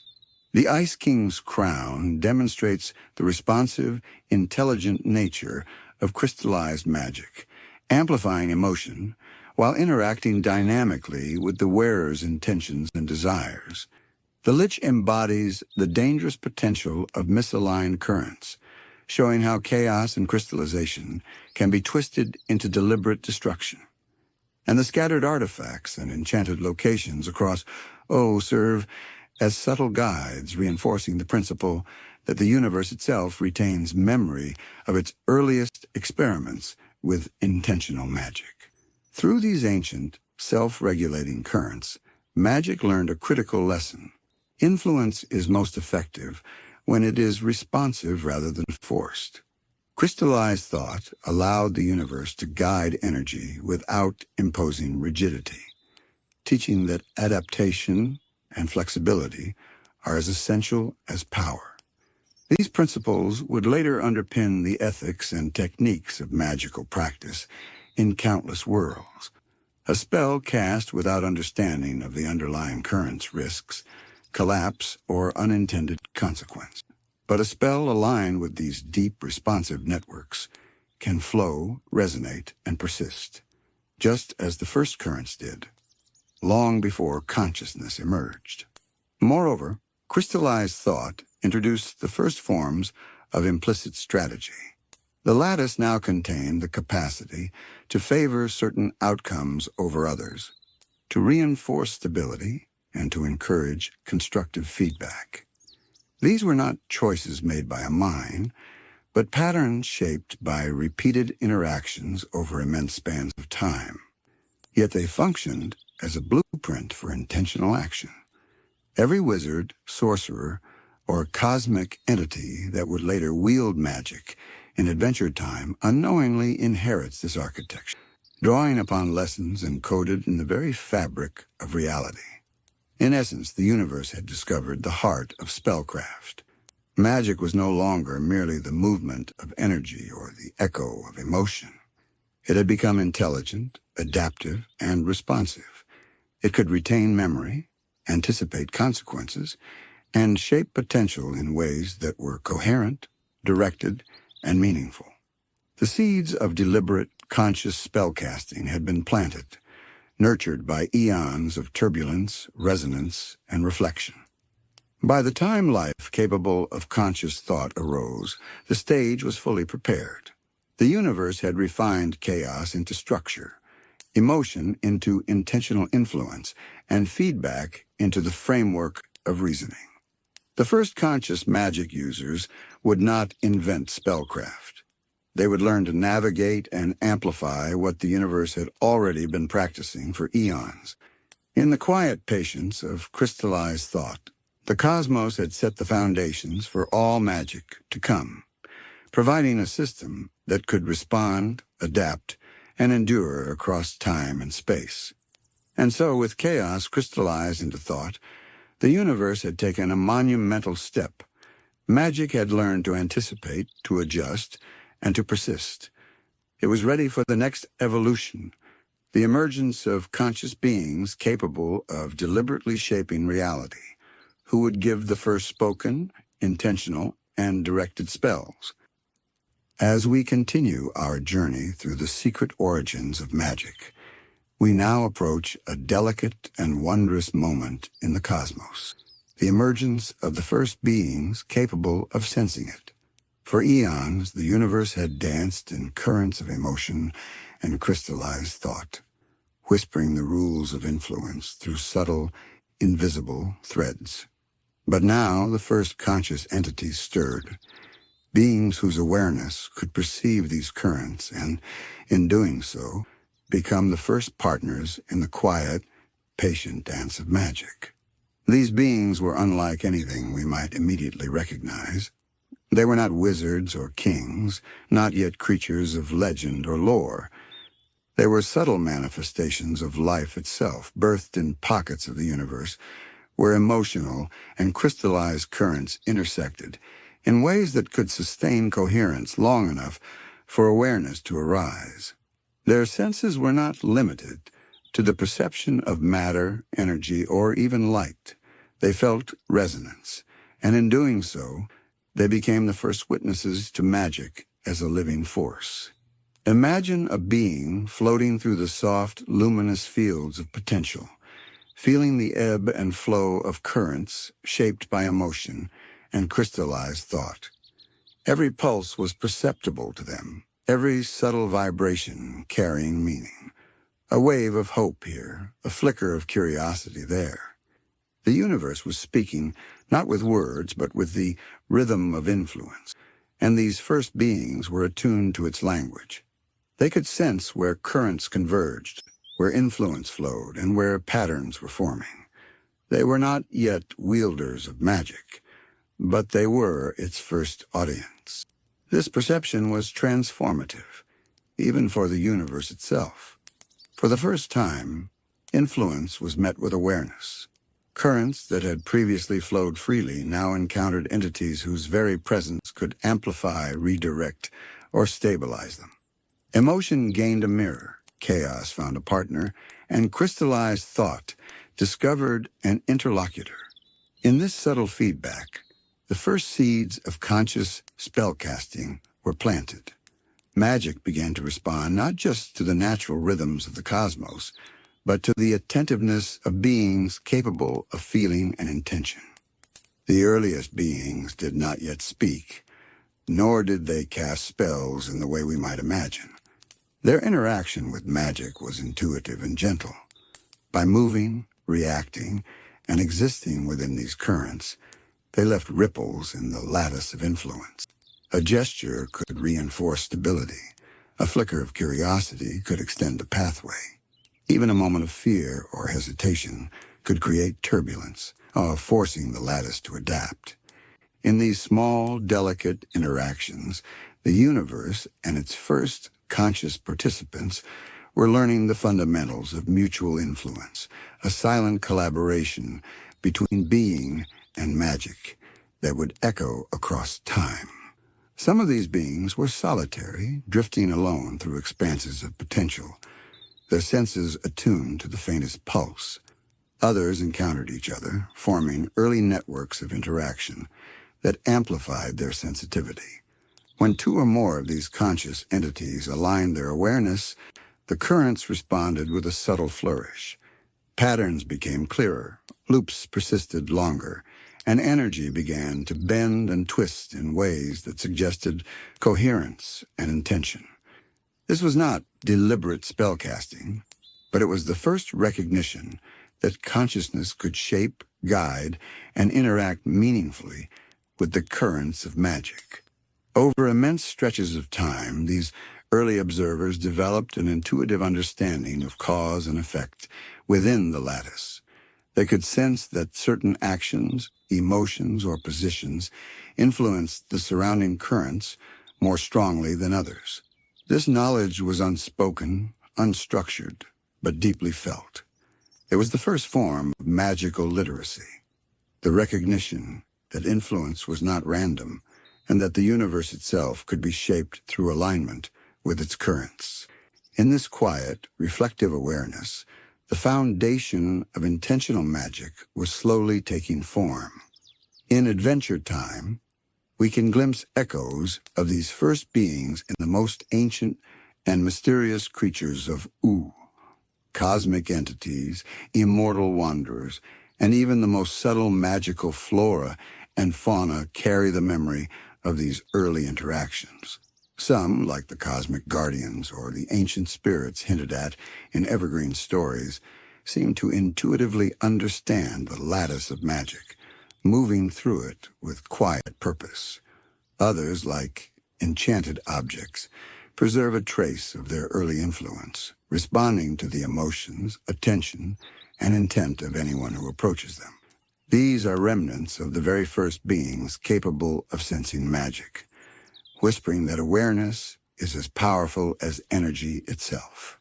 By sensing magic, these early entities transformed the universe from a passive network of currents into a collaborative system of influence. Magic was no longer merely something to flow through space. It became something to interact with, to respond to, and eventually to direct. These first witnesses of magic were the bridge between feeling and intention, between influence and deliberate action. They were the quiet forerunners of every wizard, sorcerer, and magical creature that would come to understand, manipulate, and cherish the currents of the cosmos. And in this gentle emergence, we see a profound truth. Magic is not just energy, and influence is not just power. Magic requires awareness.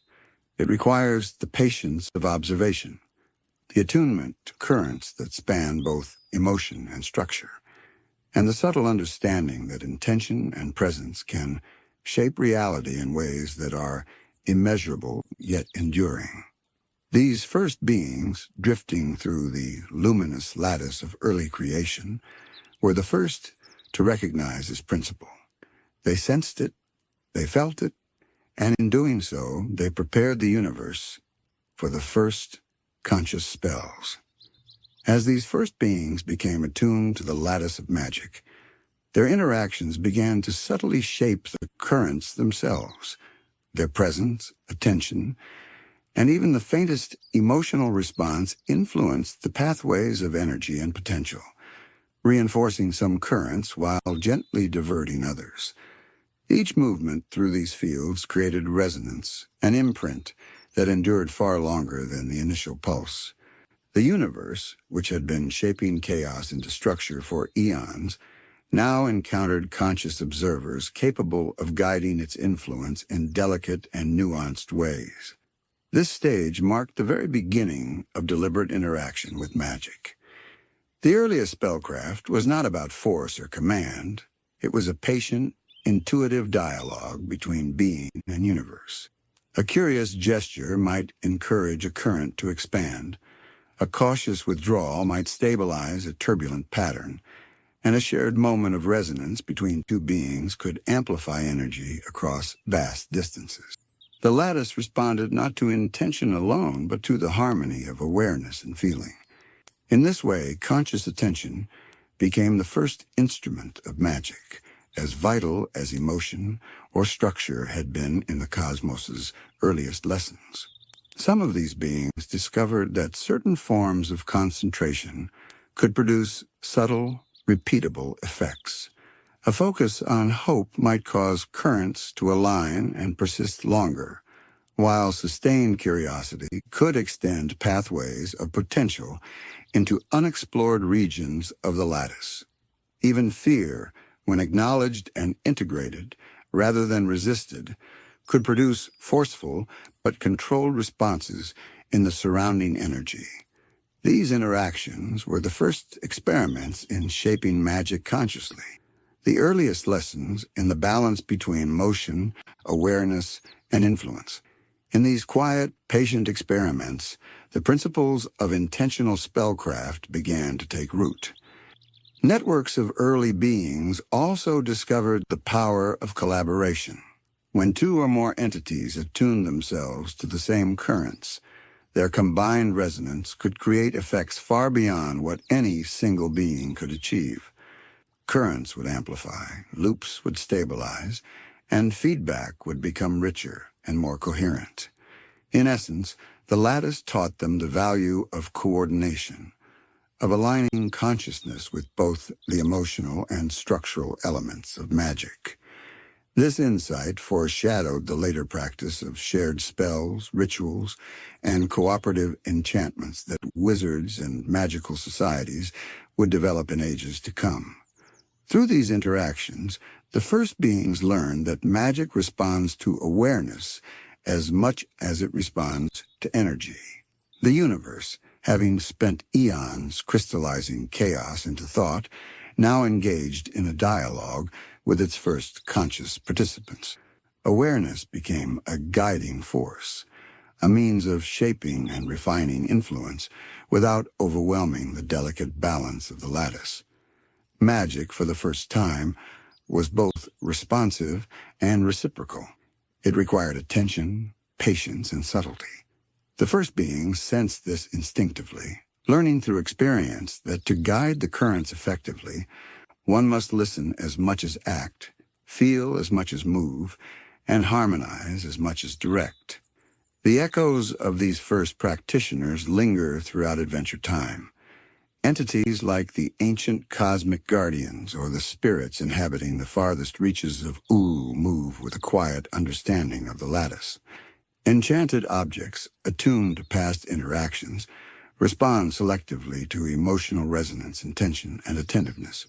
Even Finn and Jake, in their most intuitive and improvisational encounters with magic, touch upon these ancient principles, unknowingly participating in the same dialogue between being and lattice that the earliest conscious entities first began.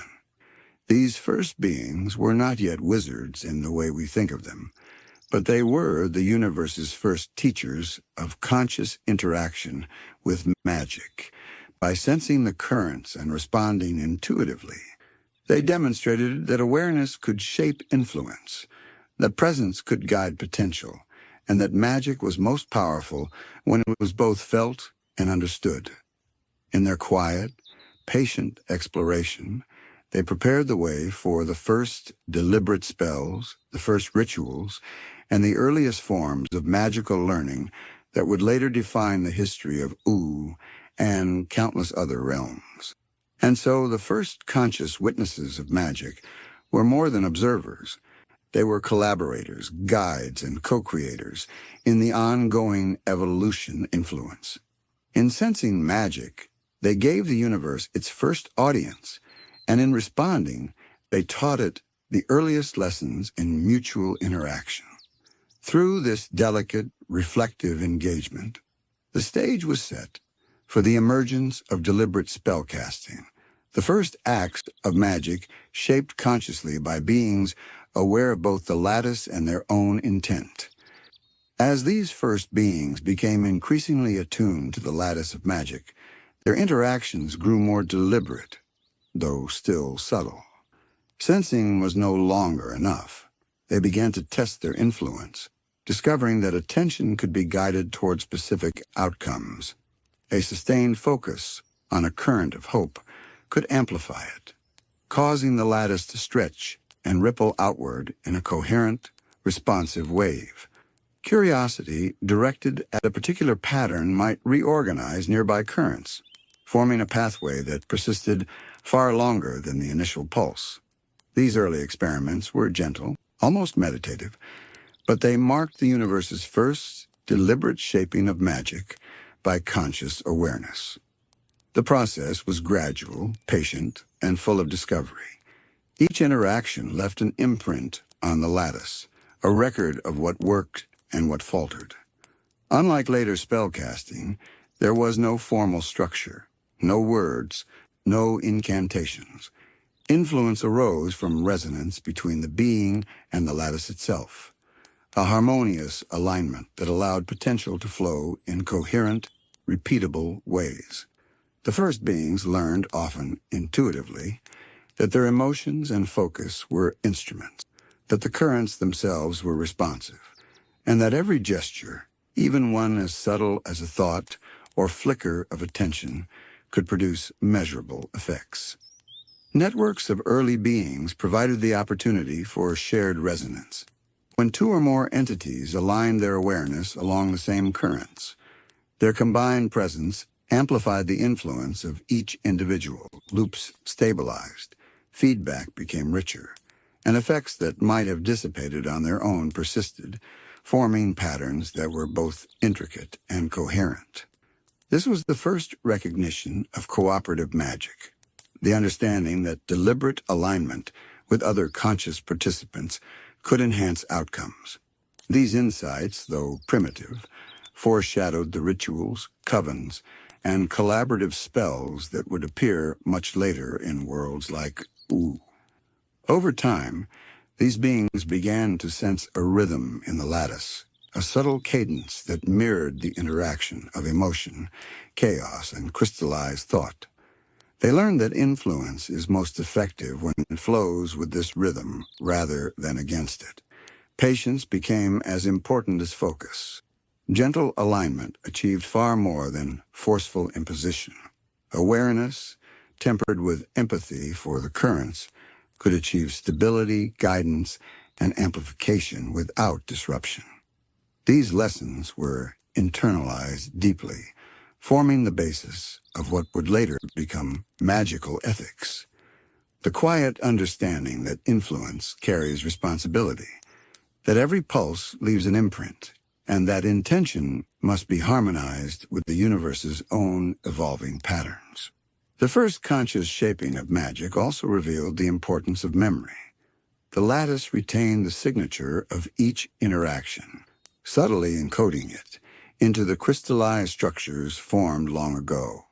The first beings could sense these echoes, learning from the lattice itself which gestures, which alignments, and which emotional inflections produced persistent effects. In this way, the universe became both teacher and collaborator. Magic was no longer a purely natural force. It had become a responsive partner, capable of adapting to the awareness of those who engaged with it. Adventure Time offers many hints of this principle in its deepest lore. Enchanted artifacts, from the Ice King's crown to Finn's swords, are not merely objects of power. They are repositories of ancient interactions between conscious beings and the lattice. Magical locations, hidden realms, and even sentient elements like the cosmic owl or the ancient spirits in Evergreen's tales preserve traces of these early engagements. They react, amplify, and respond in ways that suggest a dialogue with consciousness itself, echoing the first beings who sensed and shaped magic without words or structure. By sensing magic, these entities bridged the gap between the silent lattice of crystallized thought and the deliberate manipulation of energy that would come later. Awareness became a key component of influence. Magic required attentiveness, reflection, and subtle intention. The first conscious observers understood, perhaps instinctively, that power without awareness could not be sustained, and that the lattice itself would respond to careful guidance far more effectively than to abrupt, forceful gestures. This is a principle that remains central to every spell, every incantation, and every enchanted creation in the multiverse. And so, through their patient observation and gentle interaction, the first beings prepared the universe for its next stage. They transformed sensing into shaping, observation into influence, and presence into subtle guidance. Every ripple they left in the lattice, every alignment of consciousness with current, every amplification of emotion became a thread in the growing tapestry of deliberate magic. The foundation was set for the first intentional spells, the first conscious shaping of energy, and the beginning of a lineage that would stretch across eons, eventually giving rise to wizards, sorcerers, and magical practitioners in countless worlds. As the first beings continued to engage with the lattice of magic, their interactions slowly evolved from passive sensing into the earliest forms of deliberate shaping. At first, these attempts were delicate and exploratory. A slight shift in attention here, a sustained thought there, could guide a current, reinforce a loop, or coax a turbulent flow into coherence. The effects were subtle, often imperceptible except to those attuned to the lattice itself, yet they were revolutionary. The universe, which had spent eons refining emotion and crystallized thought, now began to respond to consciousness in a tangible way. Influence and awareness intertwined, forming a nascent form of intentional magic. These early experiments taught the first beings critical lessons about subtlety and timing. Energy is patient, but it is also responsive.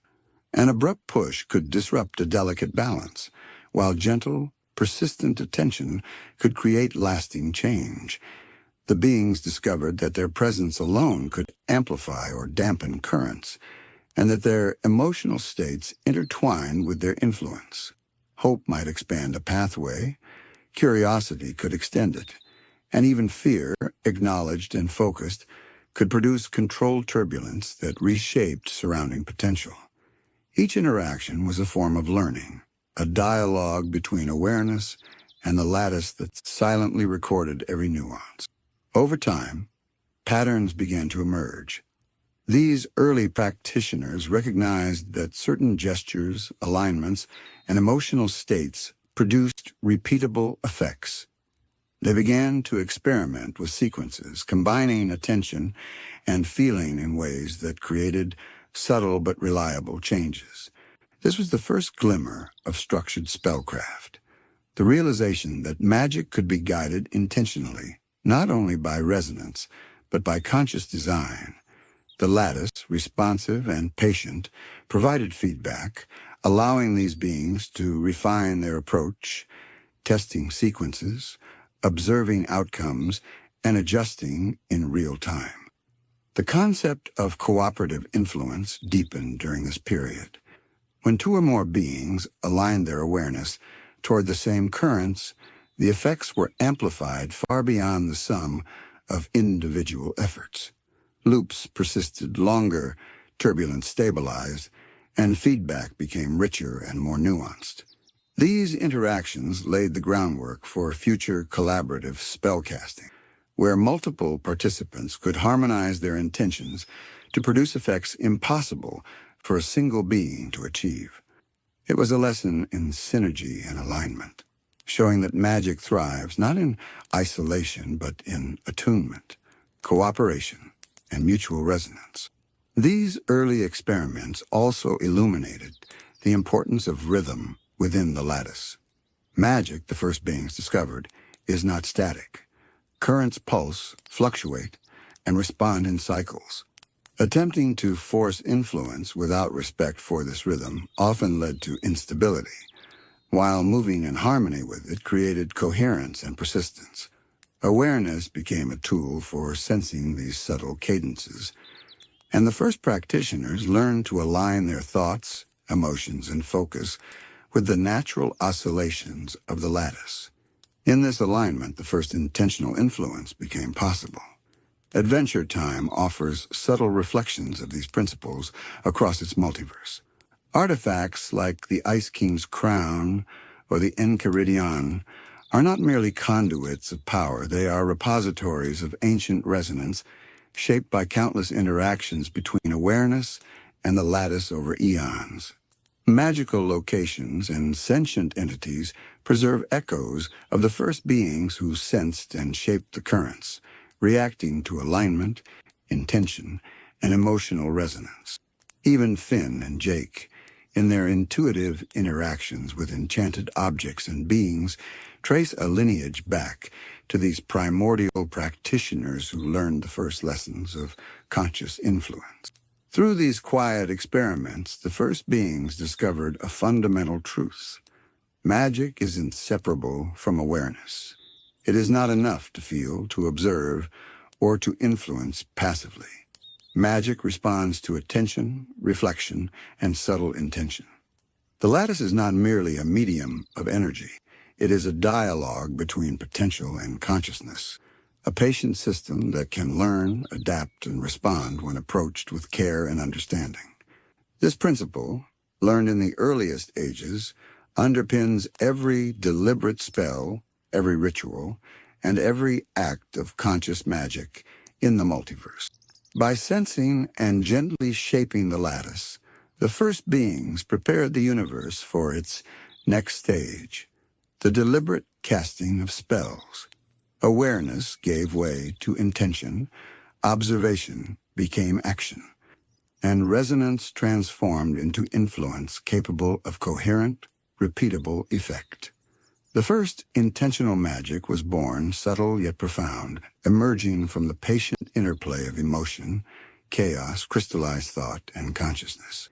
In these quiet beginnings, the universe revealed that magic is not only a force to be harnessed, but a partner to be understood, a living dialogue between mind, heart, and the ever-responsive lattice of reality.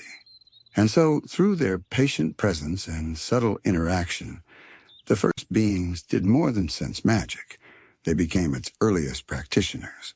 They discovered the rhythm of influence, the power of alignment, and the delicate art of guiding currents without force. Every ripple they left, every subtle nudge they made, and every resonance they amplified became part of the ongoing story of intentional magic. These early explorers of the lattice laid the foundation for the first conscious spells, the first acts of deliberate magic, and the lineage of all spellcasters who would follow across and countless realms beyond. We arrive at a moment long whispered across the eons, a delicate instant suspended at the very edge of history, the moment before the first spell. For untold ages, the universe had patiently woven together emotion, chaos, and crystallized thought, creating the invisible scaffolding upon which influence could take shape. Then came the first conscious beings, those subtle observers who learned to sense the lattice and interact with its currents. And now, at last, the stage was set for magic to leap from awareness into deliberate action, for intention to transform potential into reality. Picture it, an expanse of the cosmos untouched by deliberate will, yet alive with currents that hum, pulse, and ripple in anticipation.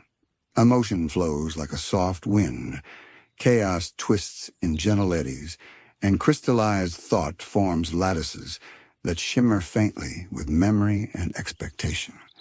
Into this luminous network, the first beings move, their awareness attuned to every subtle fluctuation.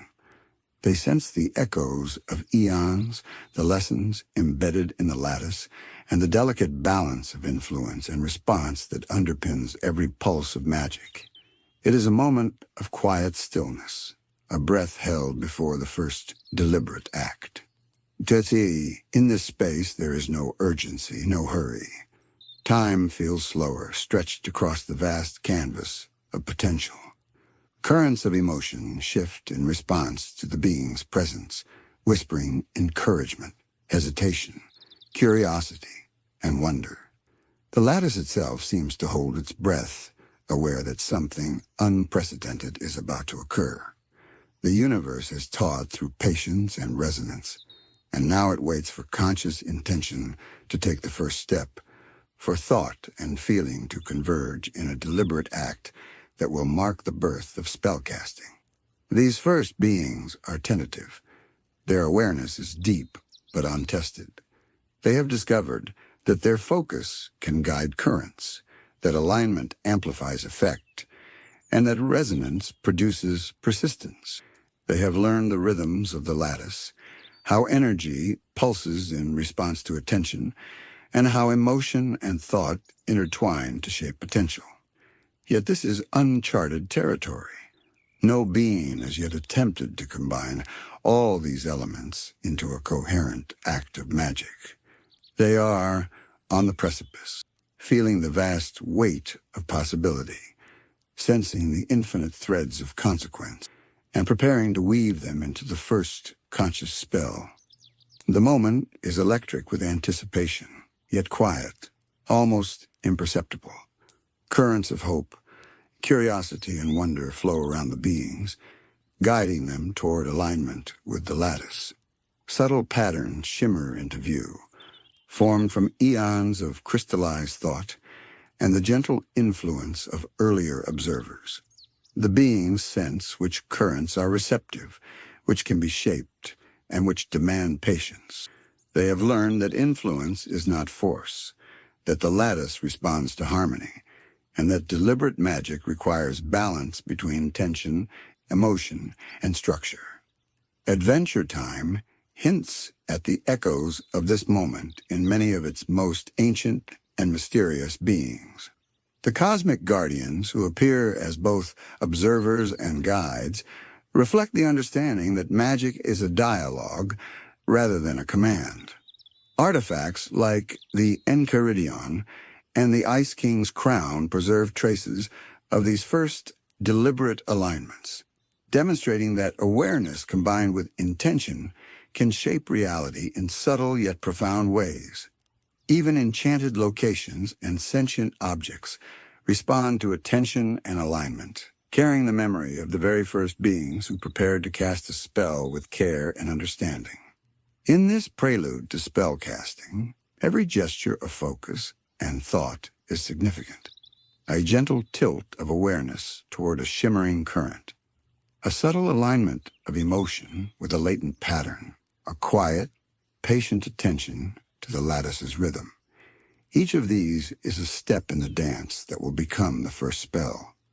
There is no incantation yet, no wand, no spoken word. The magic is in the alignment itself, in the convergence of observation, feeling, and subtle influence. It is a silent, intimate act, one that bridges awareness and reality, thought and potential, observer and universe. The first beings feel the weight of their own presence. They are aware that this moment is unique. The first time conscious intention will interact fully with the lattice, shaping currents in a coherent, directed, and repeatable way. They sense the eons of preparation, the patient weaving of emotion, chaos, and crystallized thought that has brought the universe to this threshold. In this instant, they understand that the first spell is not merely an act of power. It is a collaboration between mind, heart, and cosmos, a delicate weaving of awareness into the persistent structures of influence that have been forming since the earliest stirrings of creation. And yet, there is still a hush, a pause pregnant with potential. The lattice shimmers in anticipation, ready to respond.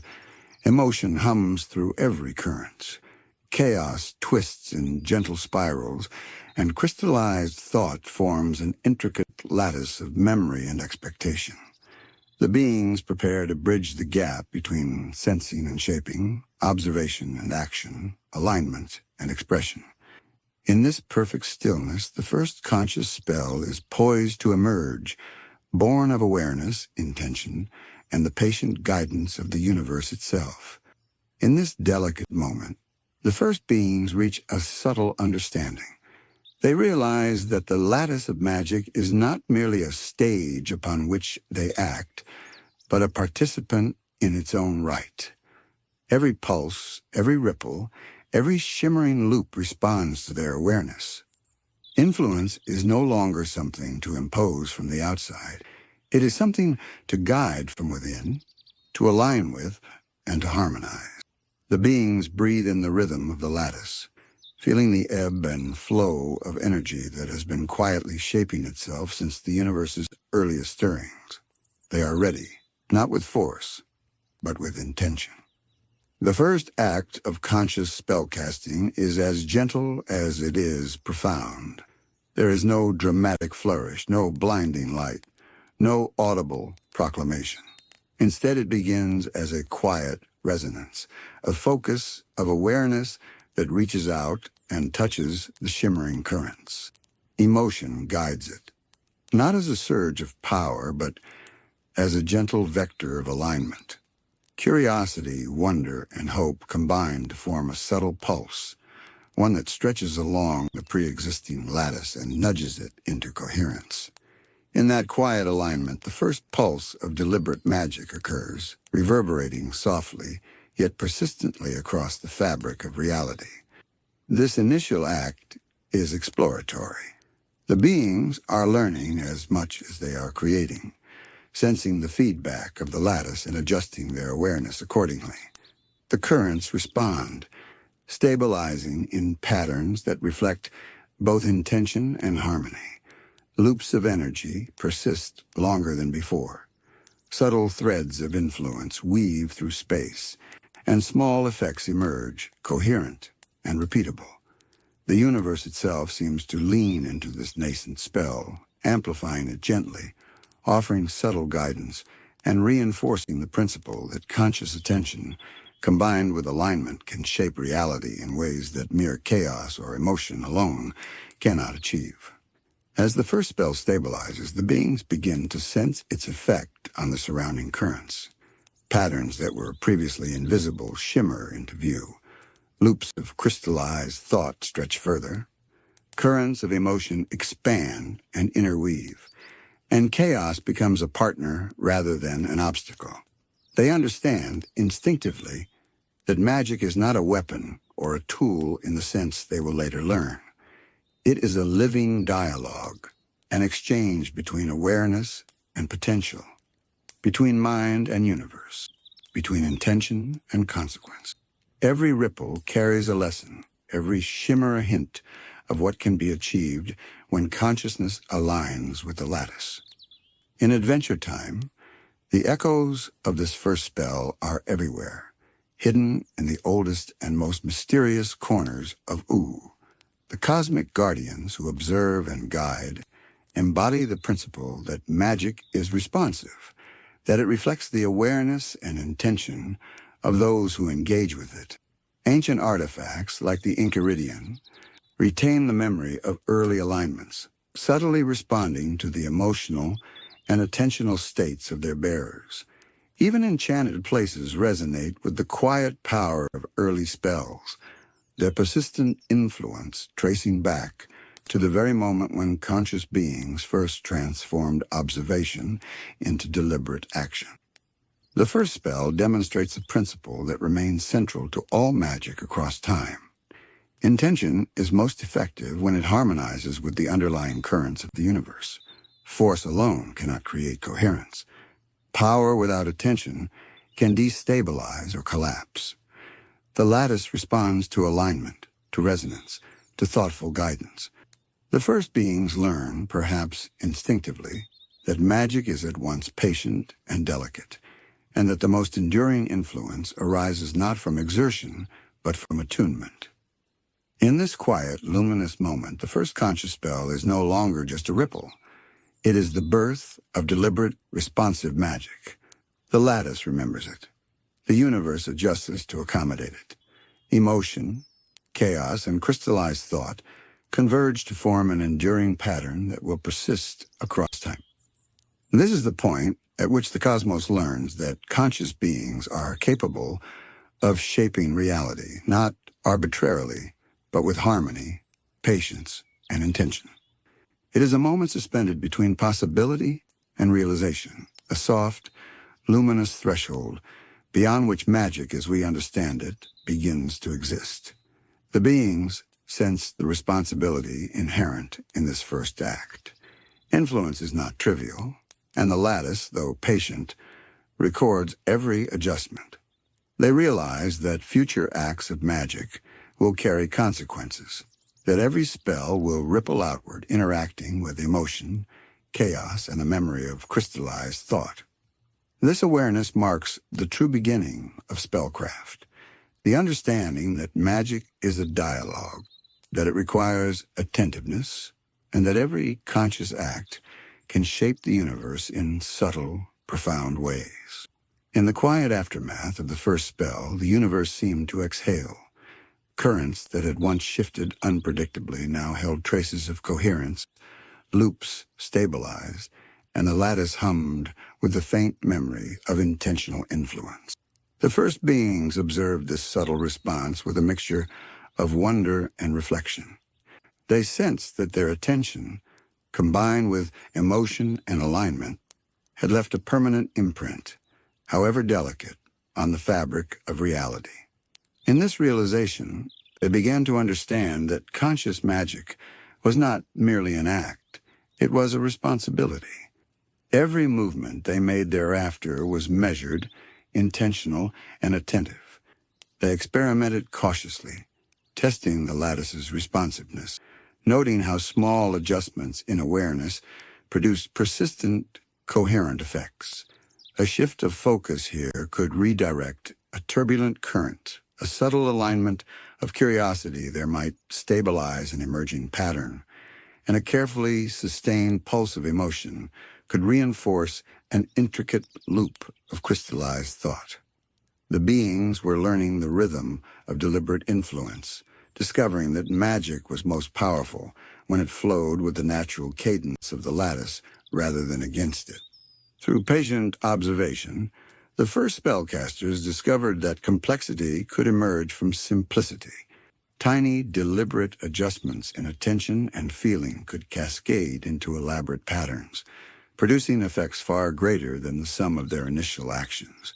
They realized that even the smallest act, when aligned with the lattice, could ripple outward across space and time, creating consequences that persisted long after the initial effort. This was the first understanding of magical cause and effect, a principle that would inform every spell, every ritual, and every enchanted creation in the worlds to come. Cooperation between these early beings deepened as well.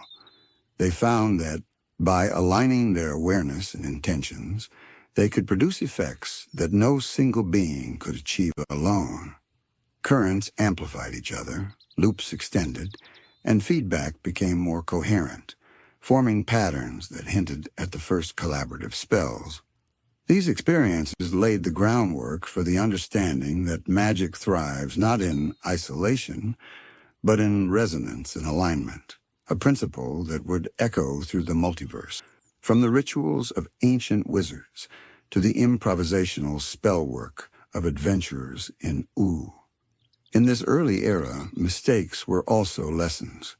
Overextension of focus could destabilize currents, misaligned emotion could produce turbulence, and attempts to force outcomes could create collapse.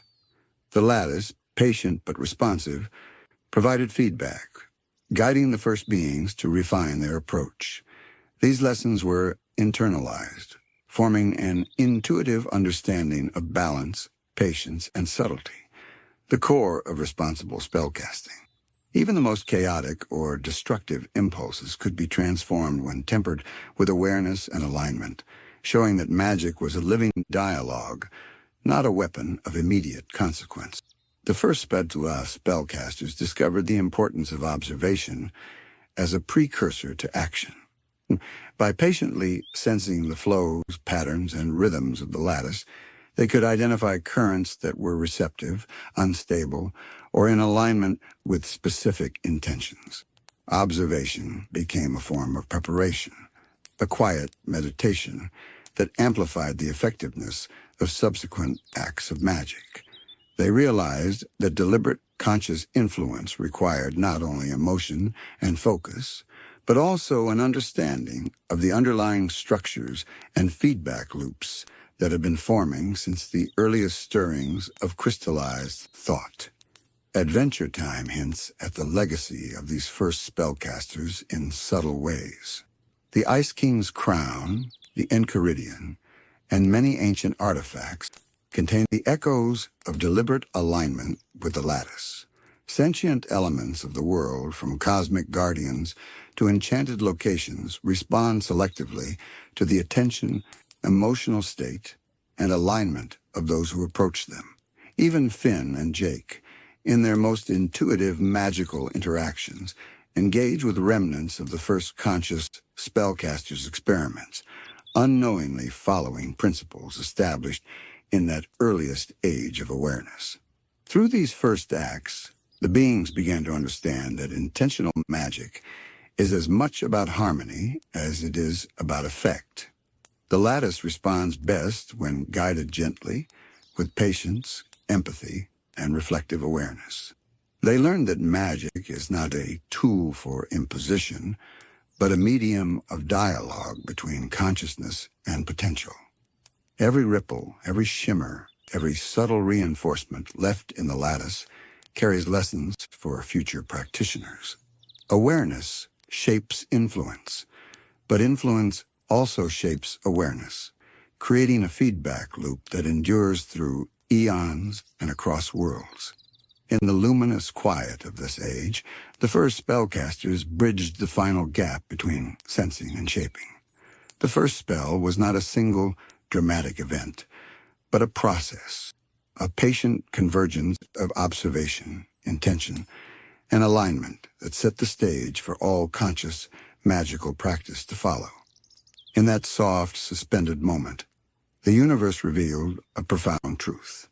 Magic is born of presence, reflection, and harmony. It requires patience, awareness, and alignment with the rhythms of the lattice. It is at once delicate, enduring, and responsive, a living dialogue that will continue for as long as consciousness exists to engage with it. And so, with the first spell, the universe shifted. Currents of potential flowed in new, coherent ways. Emotion, chaos, and crystallized thought converged under conscious guidance. Awareness and intention became inseparable partners in shaping reality. The foundations for every spell, ritual, and magical act that would ever follow were laid in that quiet, patient moment. The first spellcasters had transformed observation into action, resonance into influence, and the latent potential of the cosmos into the first deliberate, conscious magic. In the moments following the first deliberate spell, the universe seemed to settle into a new kind of quiet. The lattice, which had long flowed with emotion, chaos, and crystallized thought, now carried the subtle imprint of conscious intention. Currents aligned more readily, loops persisted longer, and the interplay of potential became richer and more coherent. The first spell had not only altered the immediate space around it, but had left a lasting memory within the lattice, a gentle guide for all who would come after. The first beings observed these results with profound attentiveness. They had discovered that magic, when approached with awareness and patience, could be shaped without force. Their interactions taught them that every act of influence, no matter how small, rippled through the lattice in ways that could persist far beyond their immediate perception. The universe had responded to conscious presence, and in that response lay the first understanding of what it meant to wield magic responsibly. The awareness that every gesture matters, every alignment carries consequence, and every act of intention leaves an enduring trace. Through continued practice, the first spellcasters refined their ability to harmonize with the lattice.